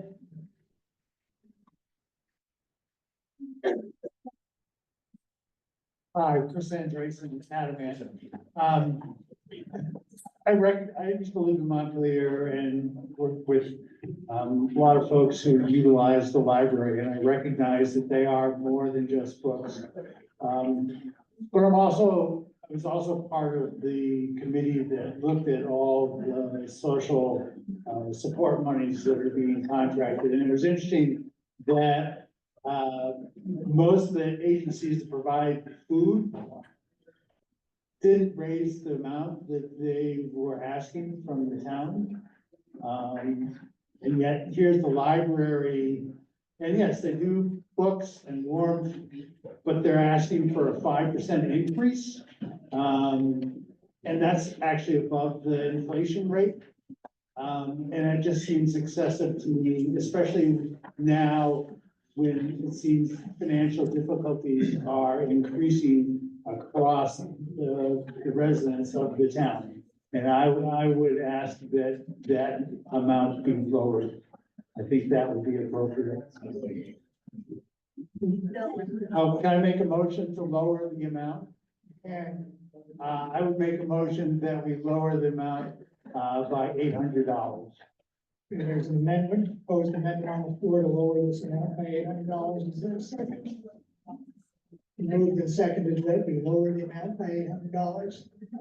Would people like to discuss this, or are you ready for that amendment? You have a hand up in the middle. I want just to ask for clarification on the point that Chris made, as about this article as it relates to the next article. Is Chris saying that the committee that reviewed all the requests did not grant, or we're not seeing the full amount that each of these entities requested in the next article, but we are seeing the full amount that Calais Hubbard requested? There's somebody who can speak to that. Anything? Yes, is this on? Yes. I was on that committee also, and Chris did vote against it. The rest of us voted in favor. This was the amount that was requested by the Calais Public Library. I think the question is, did you cut any of the amounts from any of the other? Oh, gosh, Jamie, who was here? I don't recall that we did. Do you, Chris? No, We did. yeah, okay. No. Okay, we have a hand up over here. Yeah, you can just speak to some of that. So, a big part of the increase has to do with, as is true in other areas, healthcare cost increases. So it's not just a matter of general inflation, the, cost of healthcare for staff is going up faster than that. Also, we're taking advantage, of some cost of scale, operations with some of the repairs that were done with the flood. We're now doing the HVAC system upgrades simultaneously because we're going to save about 30% of those costs by doing them together rather than waiting. So some of these are one-off costs that are explicable by that kind of timing and phasing thing, and trying to actually save money by doing these things simultaneously rather than one after the other. The library's been in need of an air conditioning upgrade for years now, and it's finally getting done. Anybody who spent time on the second floor can attest that it gets well over 80 degrees up there, and it's not comfortable. So this is what we're doing now. Okay, the amendment offered is to reduce the appropriation by $800. Are you ready for that question? Another comment? I'd like to move the question, please. Question's been called. Those in favor of ending debate, please say aye. Aye. Those who want to continue debate, say nay. The ayes appear to have it. The ayes do have it, and we're on to the amendment. All those in favor of adjusting the amount of Calais Public Library by reducing it $800, please say aye. Aye. Those opposed, say nay. Nay. Nays appear to have it. Nays do have it. We're back to the main question. Is there further discussion? Yes, there's a hand up here. Hi, so I truly don't understand. It's very nice. Again, yes, the library for folks that are new, the library is not in Calais. Yes, many residents use it and I've heard it's wonderful. Just to bring it up because last year it stuck with me. Many people complain about their taxes and they keep going up with inflation and we have no control over it, of course. But we do have to think, again, I mentioned this last year, the wants versus the needs. What stuck to me last year was that when the budgeted amount was brought up for the library, nobody blinked. But then when the volunteer fire departments asked for their amount, everybody has questions about it. That, to me, was unbelievable. Because I just want to say, I hope nobody has an emergency. Okay, like Doug. Nobody has an emergency. I think priorities need to be reset a little bit, or don't complain. Thank you. Further discussion, or are you ready for the questions? Okay, and the question is, shall the voters appropriate $34,881 for library services provided through the Kellogg Public Library? All those in favor, please say aye. Aye. Those opposed, no. The ayes appear to have it. The ayes do have it. Article 6 is passed. Try to get through one more article, then we have some guests here from.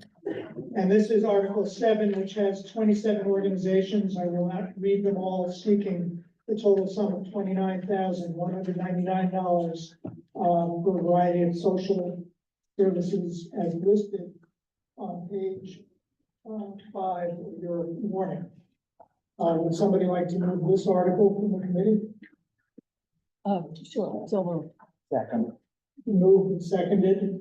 We're open for discussion. Do you want to talk at all about your process or just leave it open to debate?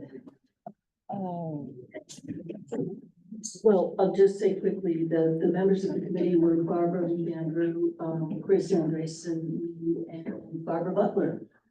And we met and reviewed all the applications. I'm sorry, but then, do I need to repeat any of them? Yeah. Did you say yes? Okay. Chris Andreessen, Barbara McAndrew, Barbara Butler, and I were on the committee. We met, we reviewed the applications.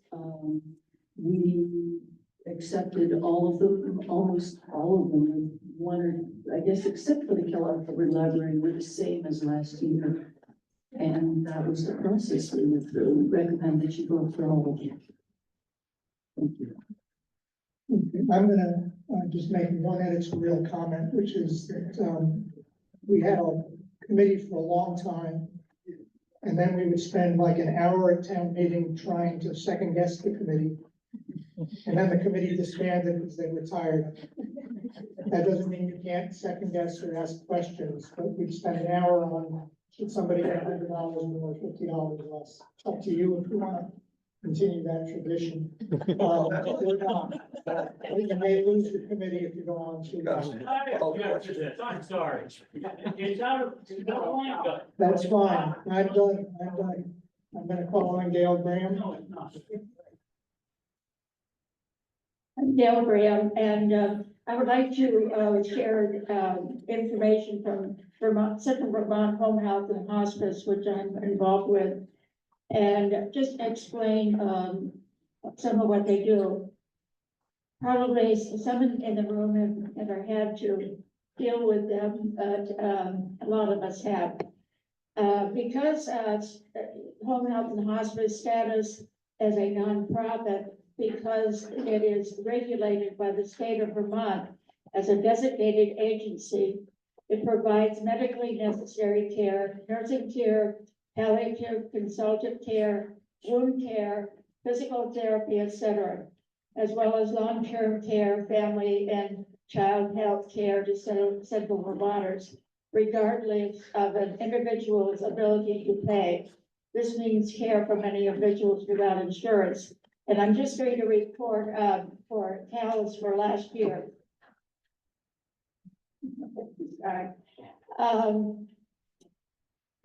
For home health care in Calais, in 2024, there was 605 visits. Hospice care was 251 visits. Family child health was 27. Palliative care consultative services was 8. The total visits and contacts was $891, and the total number of patients was 56. And I can personally say we are so fortunate to have this here. I was a practicing nurse in California for a while. And in fact, a friend was just had care out there, and believe me, I can't tell you how fortunate we are. Thank you. All question. Got a motion to call the question. Second. It's been seconded. This is to end debate on this article. All those in favor of ending debate, please say aye. Those opposed. The ayes appear to have it, the ayes do have it. Article 7, shall the voters appropriate the total sum of $29,199 to meet the amounts requested by the following organizations in the Calais and Central Vermont areas, which organizations provide social services for the benefits of residents, such amounts being reasonably necessary for support thereof. And then there's a list of the 27 organizations and amounts.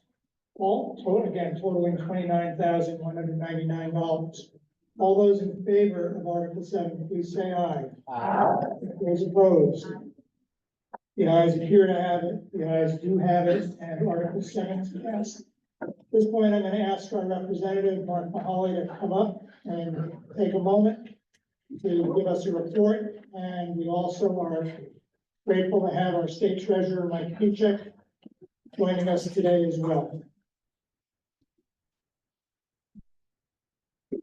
Everybody, before I pontificate about anything, can you hear me? Before I pontificate about anything, I have something to do that I really want to do, which is to read a certificate. It's got a gold thing on the bottom.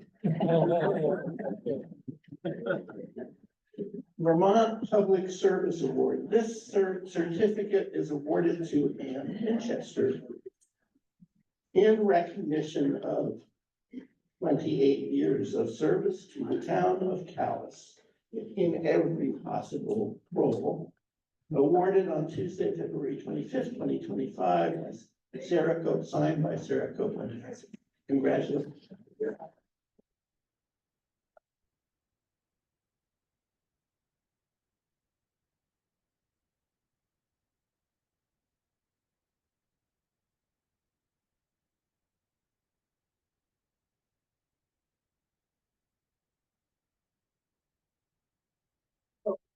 I'm going to be very quick on this legislative report. I now have the, I guess, well, one way or another, they made me chair of the housing committee of the House. And so I'm working on housing. I don't think housing is more important than healthcare or property taxes in schools. They're all important. I think of healthcare as kind of a fundamental issue that underlies, I mean, not healthcare, it's in housing that underlies the other issues. Because we need to find a way to create more housing that young people, families can afford in Vermont, or we won't have enough people to populate our schools, young people, not enough children, and we won't have enough young people to contribute to our healthcare so that it is affordable. I mean, it's housing is a sort of a base issue.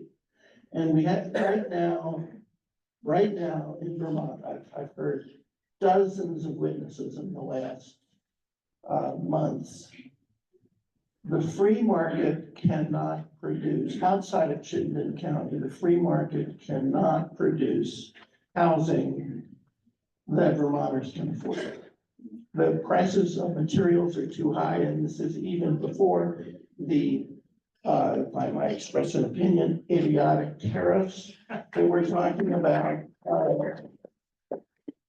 And interest rates are high, and it's not the fault of the developers. You just put together the math, and it just, when you end up building a house and it costs $550,000 or $600,000, no one can afford to rent that unit or buy it who isn't wealthy. So this is something, and that means when we've had testimony, for example, I just heard testimony from a woman who is the head of the Northeast Kingdom Chamber of Commerce. And it was just terrible to sit through the stories, the very specific stories of the industries that are saying, we're ready to hire. We do hire.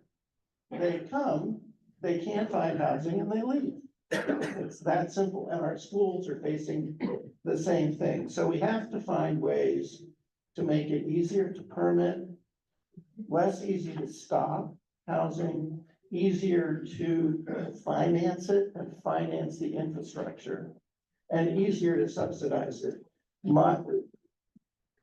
The bill that I'm putting out of committee has a lot of money in it. And the reason for that is almost anyone who is just a normal person cannot buy a house that does not have subsidy.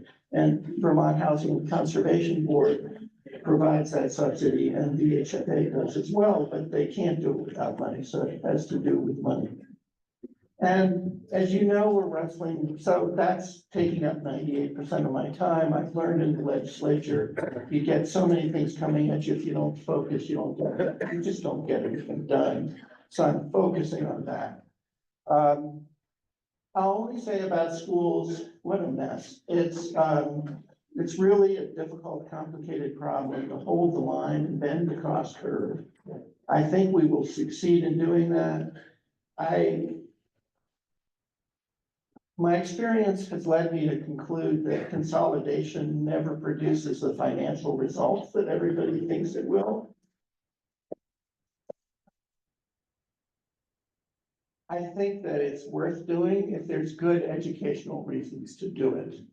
And I think that may be more, maybe something that's wise to undertake on the high school level. When, educational performance is everything. The problem is, of course, that grade schools have importance that goes beyond education and has to do with community and culture and land use. So we have to be really careful. But I'm doing housing, so what I think about education doesn't matter. And I think I'll stop there and introduce Mike Pichek, who graced us with his presence today, our state treasurer, and the creator of, I think, some of the most innovative financing approaches to address generational poverty that we have in Vermont. Mike?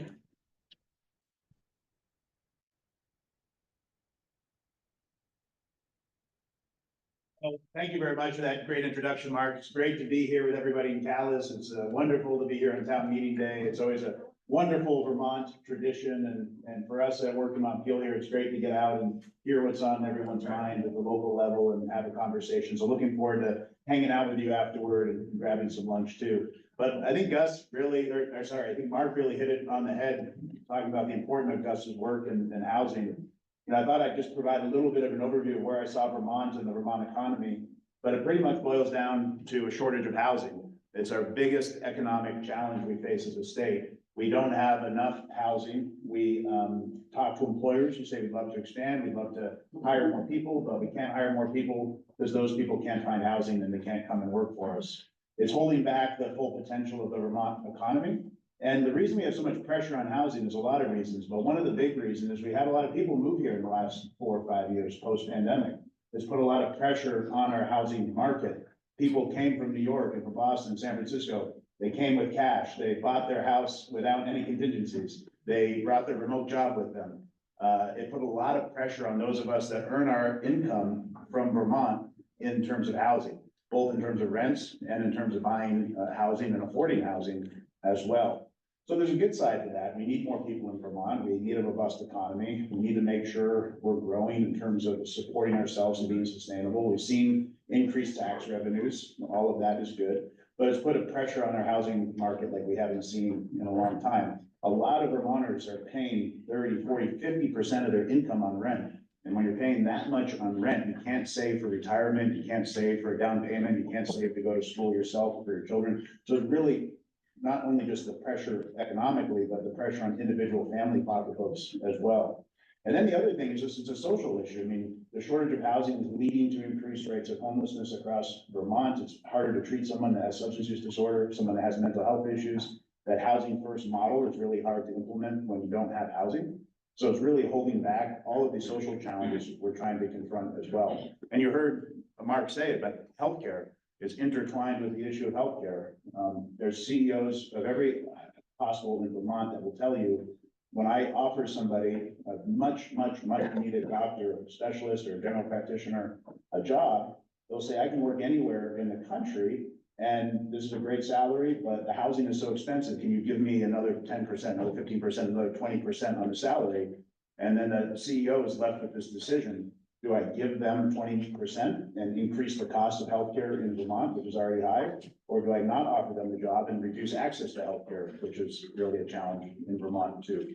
So I think housing sits at the base of all of our economic challenges. It doesn't solve for everything, but it's hard to solve all of those other issues if we don't solve for housing. So we have the right person working on that issue. It's good to have him in Montpelier, and good to have him as the chair of the housing committee, where I know he'll do good work this year. The other thing I just want to talk about with our office is really a focus on, how can we help some of these issues? How can we invest in people? And that's been a focus of our treasurer's office. We expanded a program that allowed us to invest $100 million of the state's balance sheet, basically. Instead of putting it in a bank or in Wall Street, we invested it into Vermont communities to support housing. So we're supporting over 1,100 new units of housing across Vermont with this $100 million investment, low interest loans to help bring down the cost of building housing. So we'll do more of that in this term. We've been focused on finding ways to help Vermonters save for the future. We have a new program called Vermont Saves, which is providing retirement access to 80,000 Vermonters for the first time ever through their employer. There's no cost to the employer, but that vehicle for savings is critical. People are 15 times more likely to save for the future if they have that vehicle to save for retirement. That program is up and running now. We have thousands of people in it starting to save for their hopefully successful, independent and dignified retirement. But if you're interested in it, Vermont Saves is the program. The other thing I wanted to mention is a proposal we have in the legislature to eliminate $100 million of medical debt. This medical debt issue is critical. People are really held back by the burden of all types of consumer debt, but particularly medical debt, which is not an indicator of your creditworthiness. It's not an indicator of your financial responsibility. Something happens to somebody, they're not in a position to pay for it. They need the medical treatment and they end up in medical debt. The proposal that we have would eliminate $100 million of medical debt with just a single one-time $1 million investment, which we have a suggestion as to where that comes from. We're going to be buying older medical debt that really has limited economic value, but holds people back financially and in terms of the decisions that they make in terms of seeking healthcare, because they're worried about going further into debt or have shame about holding that medical debt to begin with. So we'll be able to wipe clean and invest in 60,000 Vermonters that hold medical debt. The last thing I want, thank you. And the last thing I want to mention, which is another great way of putting money directly into people's pockets, is our unclaimed property division, which last year we went to Putney. I went to the Putney town meeting day, and I went the day before because I grew up in Brattleboro. And I had the list, and I have the list with me for Calais. There's 1,600 individual pieces of unclaimed property totaling $118,000, average claim about $80. So come see me or Peter Trombley, who's right here, who has the list for Calais if you're interested in searching for yourself or your family. But I was in Putney and I said to my dad, boy, look at this person. He has $38,000 of unclaimed property. Do you know this person? And he goes, what's his name? And he said, oh, I know that person. I've been doing his taxes for 40 years. That's great. I go, does he live on this road? And he said, yeah. And what, can you give me his phone number? So I called him the next day on the way to the town meeting, and his daughter answered. And I said, this is my key check. I'm the treasurer. We have $38,000 for your dad. You know, it took a little while to convince them.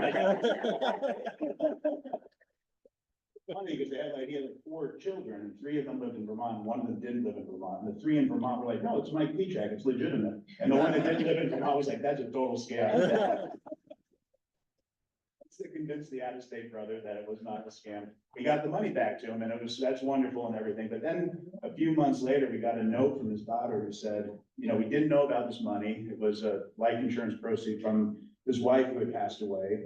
We didn't know about it. We would never have claimed it. The fact we have it now means our 98-year-old dad can stay in his house for 1 more year. So that was a really big, impactful story. So we always do our best to try to promote unclaimed property wherever we go. You can also search our website, missingmoney.com, but we have the sheet for Calais here today.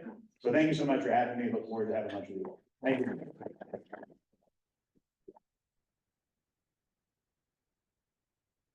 We can take 2 or 3 questions at the most. I want to talk about housing. You got it? She's got the floor before you. You've had it many times.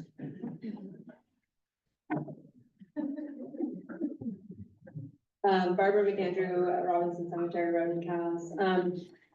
Just wanted to, first of all, thank you, Mark. I agree with you, housing is a linchpin issue. I work at Central Vermont Medical Center and we see folks, unable to take our jobs. We have open positions, 300 open positions. So investing in our community this way is something that I think is critical for Vermont to survive. And I really appreciate you leading with that and focusing on that at the legislature. So thank you for that. And Treasurer Piszczek, thank you for coming here. I think your work has been noticeable in your tenure and look forward to your future. I was wondering if you could speak to the committee that you have going that's looking at the impact of the federal government policies on our state. Well, thank you very much for the question. So, you know, after the election in November, we sort of started to think ahead about the next couple of months, the next couple of years. And I thought back when I worked in state government in the previous Trump administration, and there was a lot of fast moving policy changes. And when we were coordinated and proactive, I felt like we were ahead of the game in terms of trying to make sure those policy changes benefited Vermont or we protected Vermonters from them. And when we weren't coordinated and proactive, we sort of were on our back foot and sort of scrambling. So that was sort of the whole point around creating this federal transition task force out of our office that was going to be focused on the fast changing, what were promised to be fast changing, disruptive changes out of Washington, DC. And they definitely met that promise, and no doubt. So the committee is designed to focus on economic impact broadly across Vermont, on state revenues, on individual families' impact. We have experts from across the state that participate in that task force. And we've been focused on federal advocacy. We've been focused on information sharing. We had a webinar a couple of weeks ago on what happens if you're an employer and ICE enforcement shows up, what are your rights and your responsibilities. We put the notice out for it, and within 4 or 5 days, we had 1,000 people RSVP. It was the maximum number we could have for the webinar, which I didn't know was a thing in the past. We have another one coming up in a week about doing business in uncertain times. It talks about the sort of this uncertainty that exists right now across the economy. And then we also been focused on policy issues. What can we do in Vermont to sort of have flexibility in our budgeting? What can we do in Vermont to sort of put money aside for certain things, including natural disasters, which I'm sort of most concerned about because we're heavily dependent on the federal government for disaster recovery and relief. And it's an area where the president personally has a lot of discretion as to declaring a national emergency or not. So we're continuing to think through what are these policy changes? How can we get ahead of them? How can we, are there advantages or the benefits that we can take advantage of? But mostly it's been about how do we protect Vermont's economy and our state revenues. Let's kind of hand over here.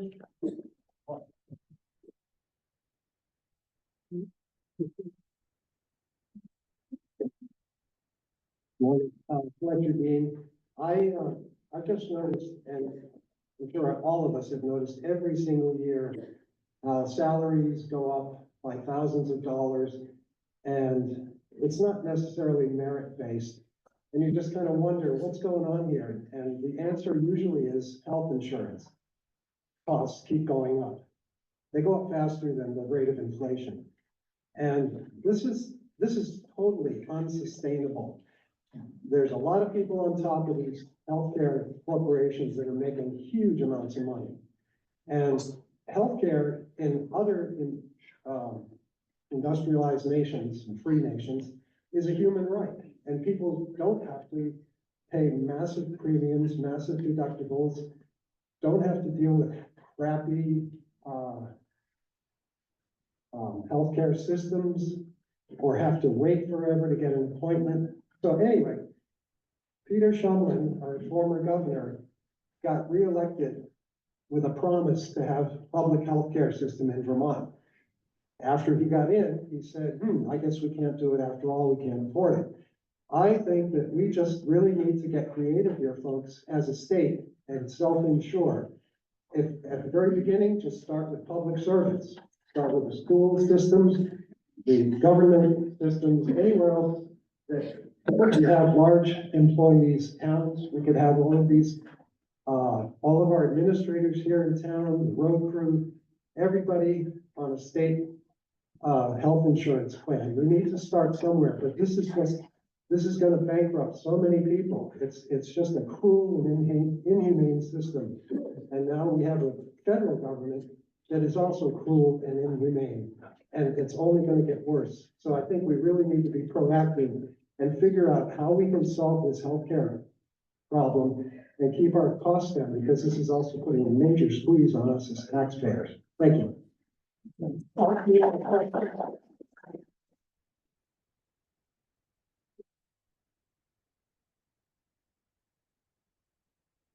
morning, Art Edelstein, for Mark, about housing. Right after World War II, a gentleman, I don't remember his first name, Levitt, put together a plan, out on Long Island, I believe was the first one. Mass housing for starter families. One of the problems I think we have is we have overhoused. Who needs 5 bedrooms since nobody has 5 kids anymore?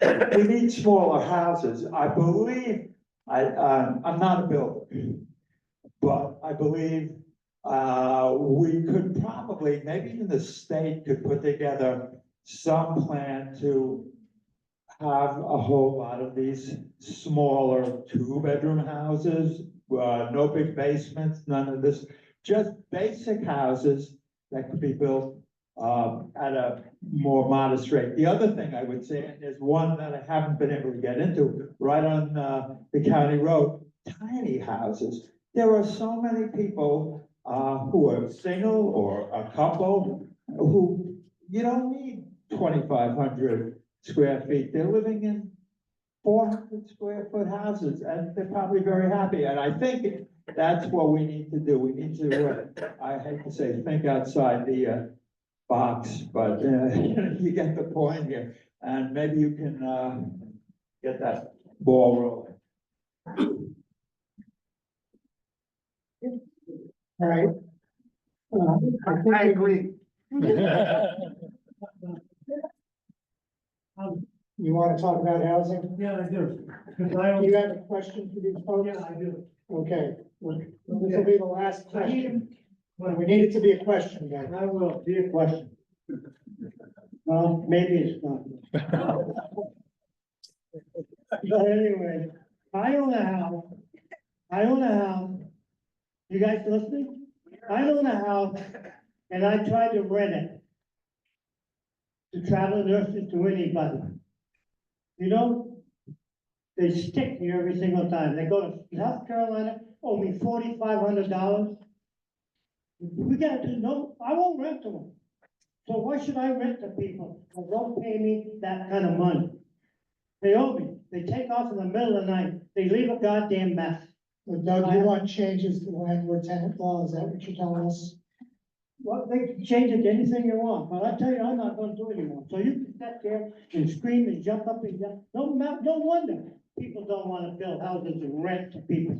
Because they leave the middle, what should happen, the state of Vermont should guarantee that money. Could guarantee me that I'm gonna get paid. When they take off to South Carolina or Florida on me, I can't go down there and get my money. When they had, no, I'm not doing it. Took care of it. I had 9 straight people in my home, my house, upstairs and down. And they destroyed it. They destroyed it. Why do I want to rent it? I don't. I fix it up and what's down on it? But get rid of that stuff. Okay, Glenn? you have a question, Doug? Yeah. What the hell do we landlords get paid? What are you talking about? Okay, That for 1 minute. all right, just answer the question as best you can. Yeah, but Okay, don't try to shut me off all I just wanted to see if there was a question. That was what I asked. Okay. Is there a question? Are you gonna be able to help us on that? No, they're gonna take off and. You're gonna let him answer your question? Maybe. We heard testimony from a lot of landlords. And amongst their testimony of stories like this, We also heard testimony from a lot of tenants who told us equally horrible stories about landlords. The mutual negative views in these two communities are very strong. It's clear, though, that the status quo is really terrible for everyone. A lot of landlords are reacting as this gentleman, saying, I just don't want to invest in this side. And of course, they hear stories. So they're just thinking, I wouldn't buy a new unit, I can't do it because of these problems. At the same time, tenants are being evicted at an ever increasing rate. Sometimes because for good reason, like they're damaging the property or they can't pay, but sometimes because the landlord is selling the building and the market is going up, the prices are going up, so the temptation is to sell and just make some money. So it's a complicated problem. I frankly thought about addressing this problem in the housing bill. We had a lot of testimony. And I felt that the chances of finding a solution that everybody could agree to in the next 2 or 3 weeks, which is what I've got, were zero. So what I decided to do, my committee went along with it, is we're going to look at this over the summer and see if we can find a bargain, a solution that improves the status quo. Because it is an on-ramp to homelessness right now. I mean, the number of homeless people is increasing. At the same time, it's not good for landlords. So it's not a good situation and we have to fix it. Okay, we're gonna move on. Okay, we're gonna move on. You know, I've had people move out of there, owe me $60,000. Sorry, I think everybody's heard that. No, they haven't heard that. You know, you told me about it a few days ago. Okay, we need to get to our agenda. Mike is gonna be around for lunch, which will probably be somewhere around 12:30. Mark will be around. They're both available to take your questions and have discussion with you.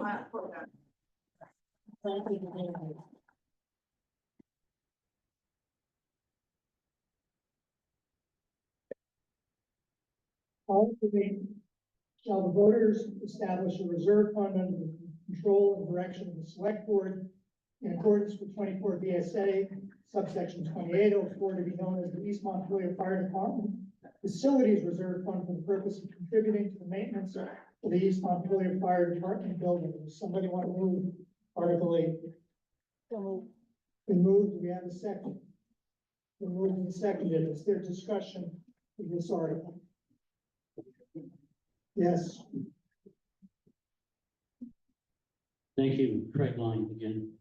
I am a staunch supporter of both of our fire departments.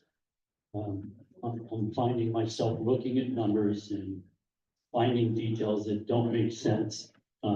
So we've got to basically trust whoever has put these numbers together to say, this is what we need. When it comes to the fire departments, the emergency services, I'm all in. I also need to say, Gus, that I found your editorializing on Article 7 to be way out of bounds. It's not the moderator's job to squelch debate. It's to encourage it. It's to help the body move through our agenda. And for you to suggest that, you know, we could take questions if you want to do that, but it could take an hour. I find that to be objectionable and dangerous. I'm speaking, I'm sorry, I've got the floor. I find it dangerous and out of line. We're entitled to your opinion. Thank you. Okay, so Article 8 is to establish a reserve fund for East Montpelier Fire Department facilities. I have another comment here.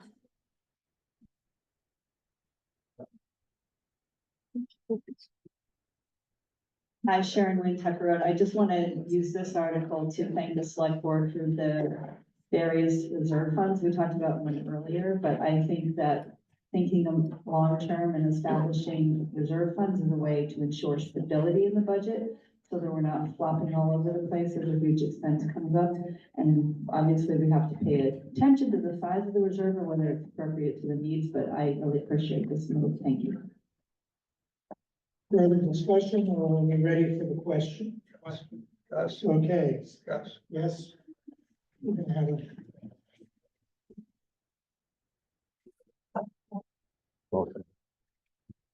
Very interesting. This isn't enough money to really consider one way or the other. But I don't support the reserve fund cuts. I really think, particularly for a building, gotta have a capital budget for what they need. And they should bring it to us in a little bit more so we can keep putting money. We have several reserve funds here and again, it's not enough money to really worry too much about that. Concerned about the cuts. Thank you. Okay, are we ready for the question or do we have more discussion?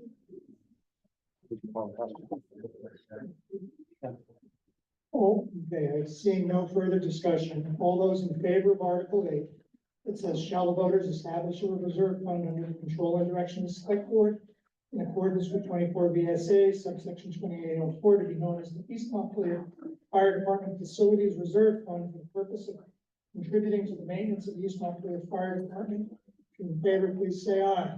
Aye. Those say nay. No. The ayes appear to have it, the ayes do have it, and we are on to Article 9.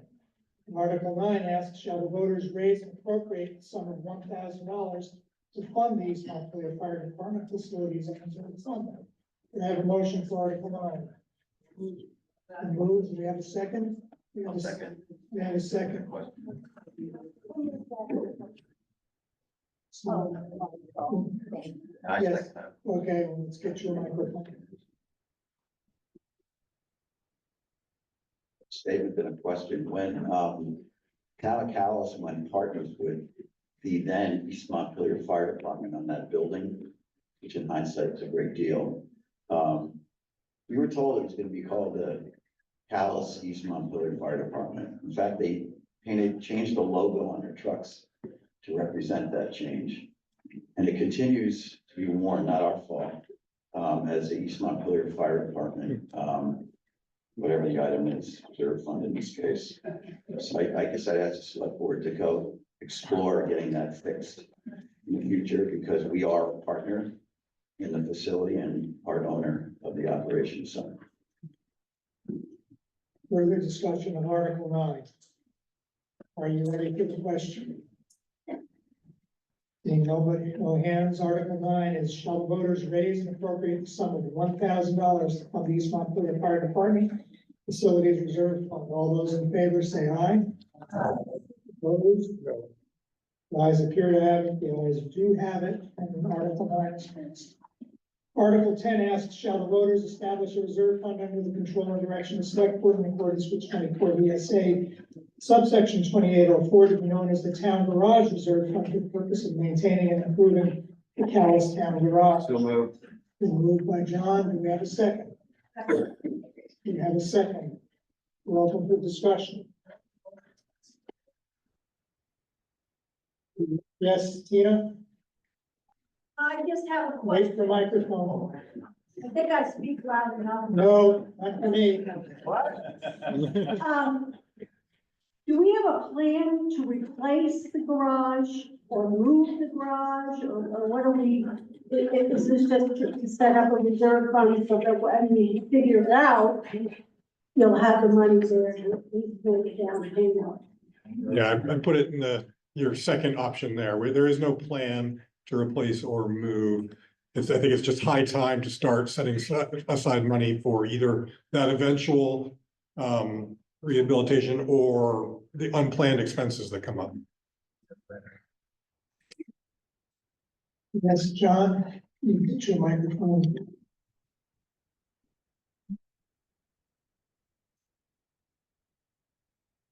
Statement and a question again.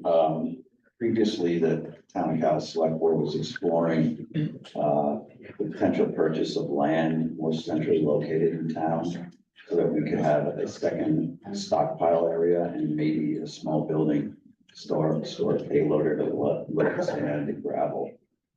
as a select, yeah, it's a question, as a select board, continued on that path and exploring that a little bit. That's a great question. Again, Jordan Keys, the chair of the select board. So the short answer is yes. So the town recognizes a need and the limitations of the existing parcel where the town garage is located and its structure. It's a right now, I'd say we're at the plan to make a plan stage. Parcels don't come up very often and we don't have any control over which parcels do. So part of what we're working through right now is trying to better understand what the needs are and what the requirements would be for that type of acquisition and how we would fund it. There is a property purchase proposal that's been put before the town, which some of you may have seen on various select board meeting agendas over the last few months. And I think that's a good representation of the types of opportunities that we need to be looking at. That one got a little more complicated than we were initially anticipating it. Otherwise, it would have probably been brought before the voters for this town meeting. But we're still engaged in that particular dialogue for sure. But I do think in general, we need to be looking at opportunities and qualifications, what kind of characteristics do we want to see, and then maybe even doing some outreach because it's a real need. Stockpiling it is a great way for us to control costs, material costs. But I think I'll leave it at that. Thanks. Okay, any discussion or are we ready for this question? Seeing no hands, Article 10 asks, shall the voters establish a reserve fund under control and direction of the select board in accordance with 24 VSA, subsection 2804, to be known as the town garage reserve fund for the purpose of maintaining and improving the Calais town garage. All those in favor, please say aye. Those opposed? The ayes appear to have it. The ayes do have it. Article 10 is passed. Article 11, shall the voters raise and appropriate the sum of $2,500 to fund the town garage reserve fund? Can somebody move this article? So moved. Been moved, seconded. In a second. Yeah, okay, do.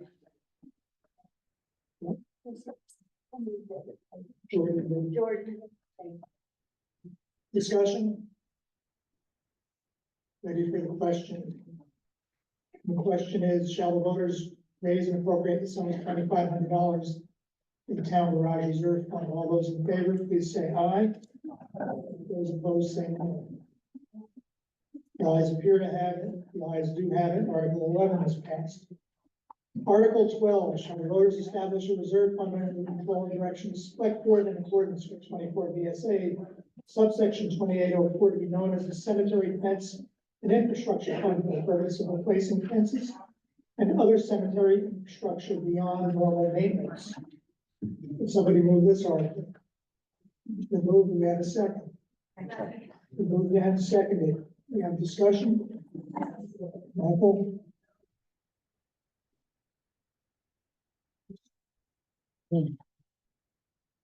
Thank you, Michael Fullerton, again, Cemetery Chair Commissioner.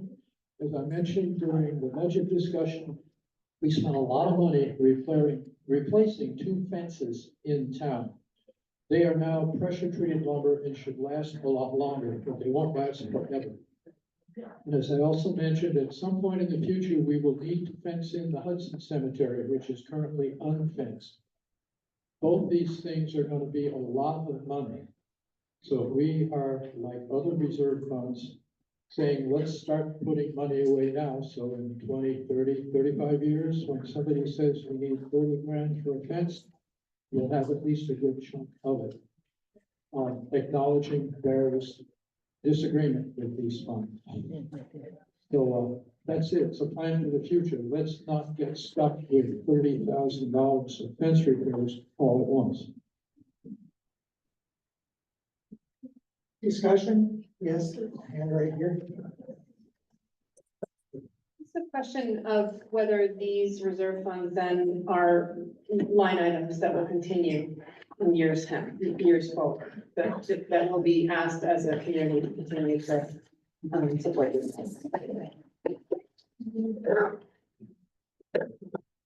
Because this one is concerned, and I assume all the others, yes, the idea is to put money. If we get to the point where we've got so much money in the reserve fund, we don't need any, we simply won't ask for more. Fine. Further discussion? Let's go ahead here. Paso, you, Robinson Hill Road, ooh, this makes me nervous, be on my phone. I'm just wondering about our financial future and where we put our money, and I believe in reserve funds for roads, because we need the roads. I wonder, two questions, what are the purposes of the fences, other than that they are beautiful and they do make the place look nicer? And also, do the funds need to be limited to the fences? We don't know what's coming up. Could we just put a reserve, do you have a reserve fund already for the cemetery? Do we have to limit it to fences, I guess? We can put it in a general fund.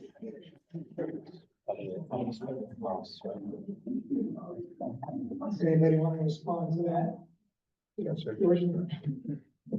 So this reserve fund does also include, other infrastructure funding. So it wouldn't just be fencing. Fencing is called out, but it would also include other unanticipated, non-regular, maintenance costs. And then part of the thought process there was to provide a reserve fund for responding to some of those unforeseen or unanticipated maintenance costs without having to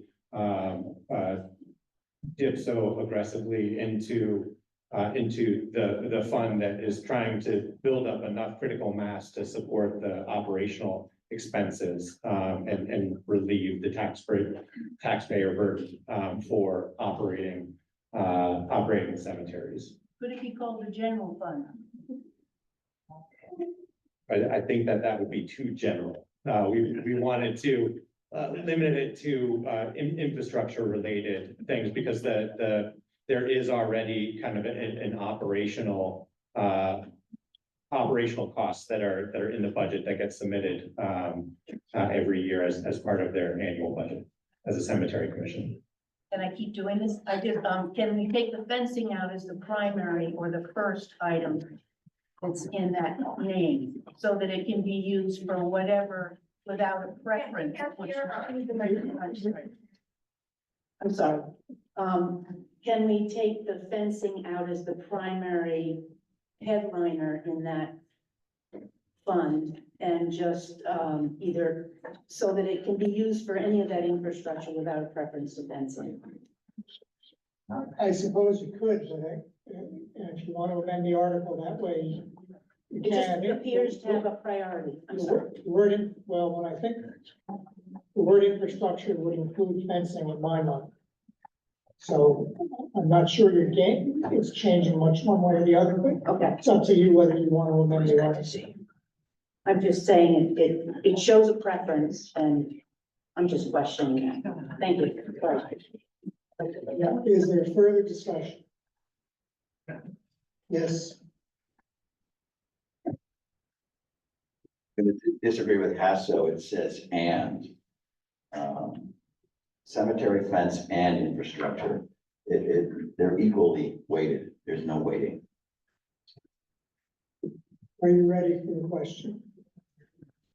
And the question is, shall the voters establish a reserve fund under control and direction of the select board in accordance with 24 VSA subsection 2804 to be known as the Cemetery Fence and Infrastructure Fund for the purpose of replacing fences and other cemetery infrastructure beyond maintenance? All those in favor, please say aye.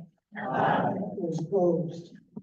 Ayes appear to have it. The ayes do have it. Article 12 passes.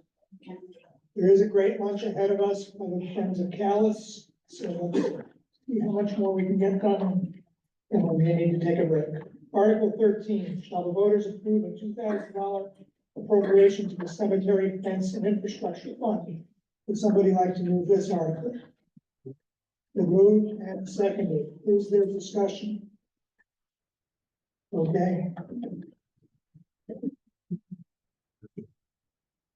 Well, just a quick remark. You know why I think we should do this. We had fences around the cemetery at Robinson and Old West Church for one particular reason. It's a historic district. Those fences were there. We have to put them back. And it's a requirement. And the other thing is, if we as cemetery commissioners fail to maintain the fences, we can all be fined $400 under state law. Is there further discussion on Article 13? Seeing none, Article 13 asks, shall the voters approve a $2,000 appropriation to the cemetery fence and infrastructure fund? All those in favor, please say aye. Aye. Those opposed, say nay. Article 13 passes. Article 14, shall the voters, next several articles are about property taxes and how we pay them. They kind of all work together, but I think the law requires we take these one at a time. Shall the voters authorize payment of property taxes in 2 equal installments, with the first installment due on or before 4 p.m. on a date that falls not less than 30 days after tax bills are mailed, but not earlier than September 1, 2025, with the second installment due on or before 4 p.m. on Monday, November 17, 2025.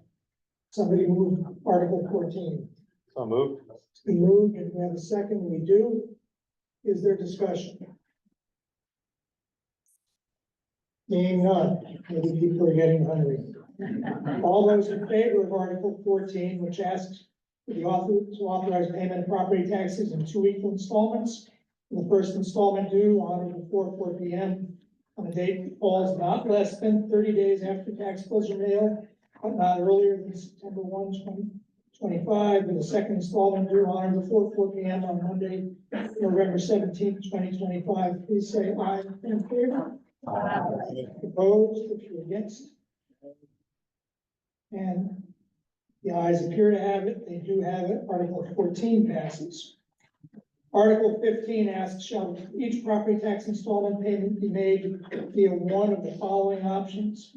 By delivery to the town treasurer by 4 p.m. on or before the due dates.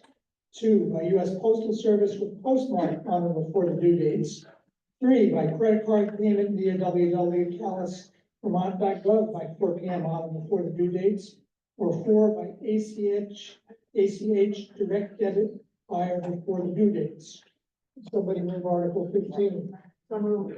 Second. Moved and seconded. Is there discussion? Gus, can I speak? Yes. So this is a standard language, except for number 4 would be a new option. We've had several requests from taxpayers saying they'd like to provide bank account information and have the town draw directly from their accounts, and we would do it in the 2 installments. This would be hopefully a convenience for you, but also an efficiency measure for the town. Can't they also make more frequent? Do that same So we would start with the 2 as the first year, and if it went well, we could potentially expand that to additional payments, installments over the year. Further discussion of this article?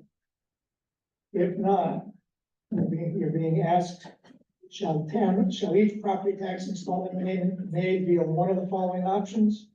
By delivery to the town treasurer by 4 p.m. on or before the due dates.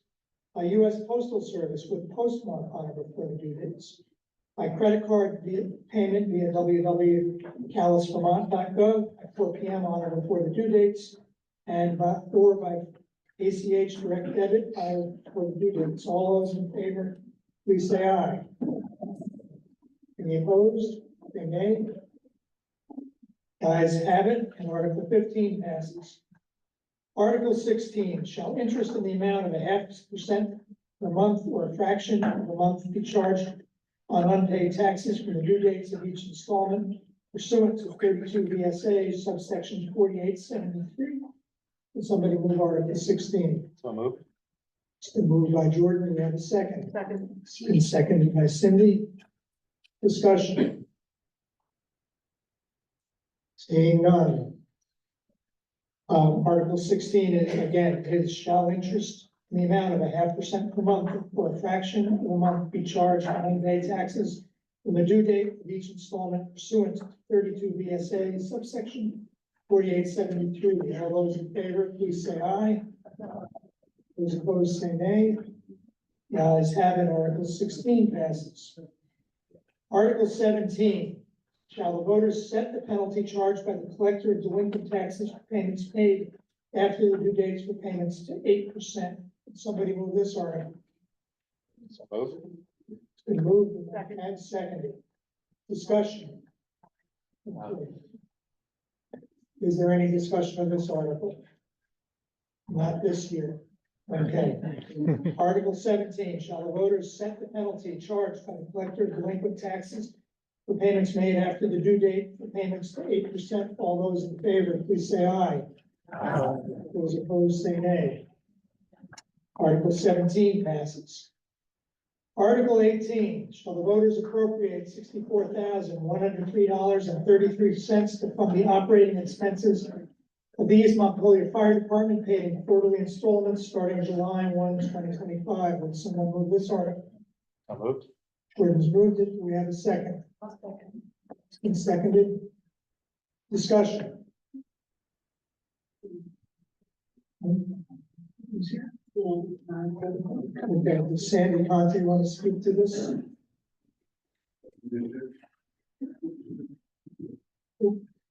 You don't have to, but Only if there's one.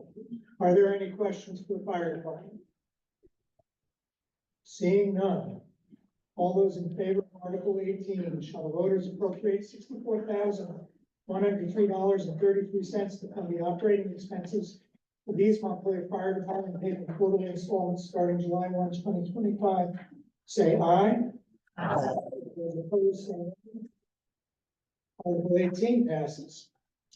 Article 19, shall the voters appropriate $146,119.52 to fund the operating expenses of the East Montpelier ambulance, paid in quarterly installments starting July 1, 2025. Someone move this article.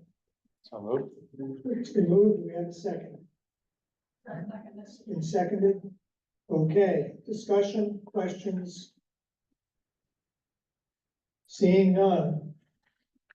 Article 19 asks, shall the voters appropriate $146,119.52 to fund the operating expenses of the East Montpelier ambulance, paid in quarterly installments starting July 1, 2025. If you're in favor, please say aye. Those opposed, say nay. Article 19 passes. Article 20, shall the voters appropriate $14,884 to be contributed to the Woodbury Volunteer Fire Department Truck Replacement Fund and paid in full by July 1, 2025. Would somebody move Article 20? So moved. Jordan's moved it. We have a second. Discussion, questions? If not, question for you is, shall the voters appropriate $14,884 to be contributed to the Woodbury Volunteer Fire Department Truck Replacement Fund and paid in full by July 1, 2025? If you're in favor, say aye. Aye. Opposed, say nay. Article 20 passes. Article 21, and then you get lunch. Oh, we do have 22. Shall the town appropriate $8,805.19 to fund the operating expenses of the Woodbury Volunteer Fire Department, consisting of $47,805.19 to be paid in quarterly installments starting July 1, 2025, and $33,000 to be contributed to the capital replacement fund and paid in full by January 1, 2026. Could somebody move that article? So moved. Gordon's moved it. Do we have a second? We do. Discussion. All those in favor of Article 21, which says, shall the town appropriate $80,805.19 for the operating expenses of the Woodbury Fire Department, consisting of $47,805.19 paid quarterly installments starting July 1, 2025, and $33,000 to be contributed to the capital replacement fund and paid in full January 1, 2026. Please say aye. Aye. Opposed, say nay. Article 21 passes. Article 22 is to transact any other business that may legally come before the meeting. As I said at the beginning, we can't take binding actions, but we can hear about issues that are on people's mind. It's also a good time for announcements. David Healy, you have your hand up. So we'll get you a microphone in the middle.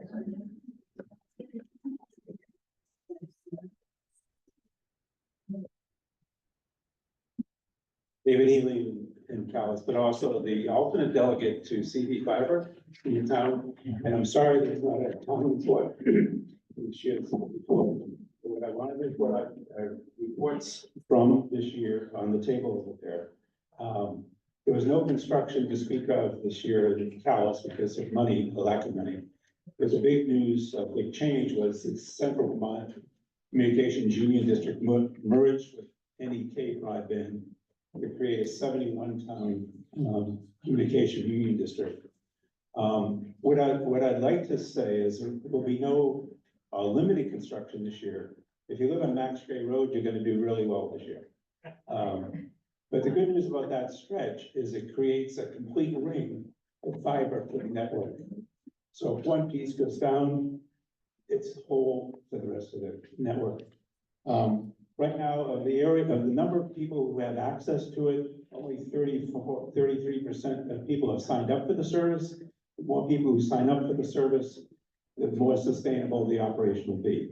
The second thing we agreed to do this year is for those who were on a subsidy from the FCC in the last year, which expired, we are going to provide the same subsidy to those people who have an income qualification. In addition, the $99 startup fee, if you're income qualified, you can have that waived. So a lot of little things that don't add up until you look at it. 70% of the town has service. I really apologize for all the people who are not getting service right now, and it's been a long haul for you and for me. So that, if you want to get the complete summary of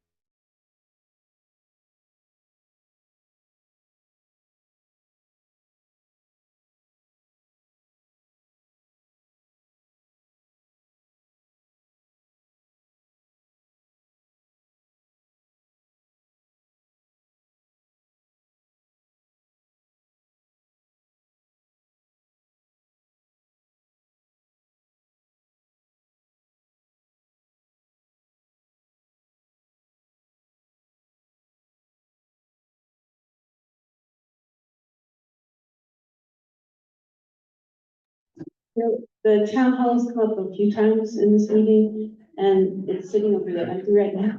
And I, for one, really miss that place. And I'm just curious why we have never returned to the town, to the town hall for a town meeting.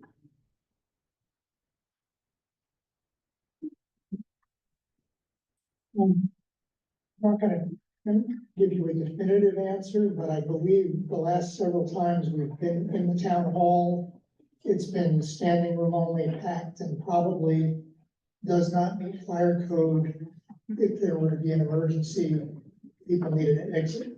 And I think that was what caused us to move here to begin with a number of years ago. Like you, I love having meetings in that hall. But that's my recollection of what the reason we moved here to begin with was. Tegan? I just want to follow up on that. We don't have the sufficient number of bathrooms for the number of people who usually turn out to town meeting. The roads are usually muddy this time of year, as is the parking lot. The upstairs is not heated. The kitchen facility is not as extensive as it is here. There's a number of factors that have gone into the move here. This just works better on all the logistic levels. I appreciate everyone wanting to go back. I would love to hold a town meeting there. It just doesn't seem to work for what we need as a town to hold a meeting. Your hand. Yeah, hello, my name is Walter Opazinski. I live over on Bliss Pond Road. I got a really quick survey and a quick announcement. Just raise your hand if this applies to you. Do you know how to use a hoe? Do you know how to use a rake? Do you like to eat food? Okay, the Calais ball field off 14 needs a little TLC. So we're gonna get together a volunteer day. If you're interested, there's a table back there, a little sign up form. We'll do a potluck style and we'll tune that field up. As soon as the snow's gone, we'll have more details. Thank you. Got a hand up in the front, and then we'll get to Barbara. John Rosenblum, on Worcester Road. I'm just going to make an announcement for the board of the Maple Corner Community Store that we're having our annual meeting for shareholders on the 9th, that's Sunday, at noon. Please come. Okay, Barbara, did you have your hand up? Okay.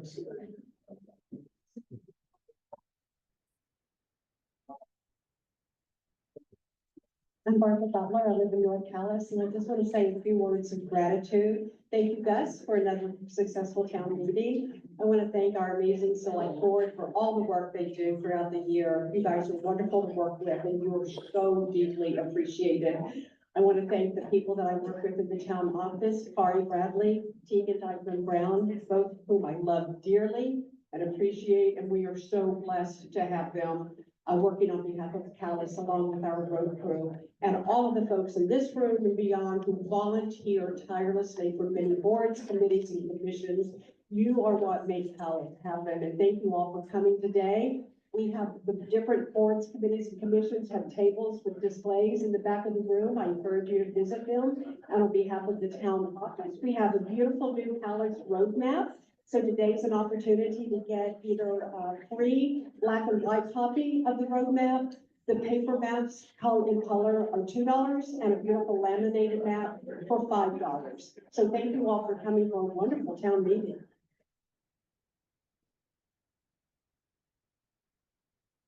Any other business to be done? Any other questions under Article 22? The polls stay open for Article 23.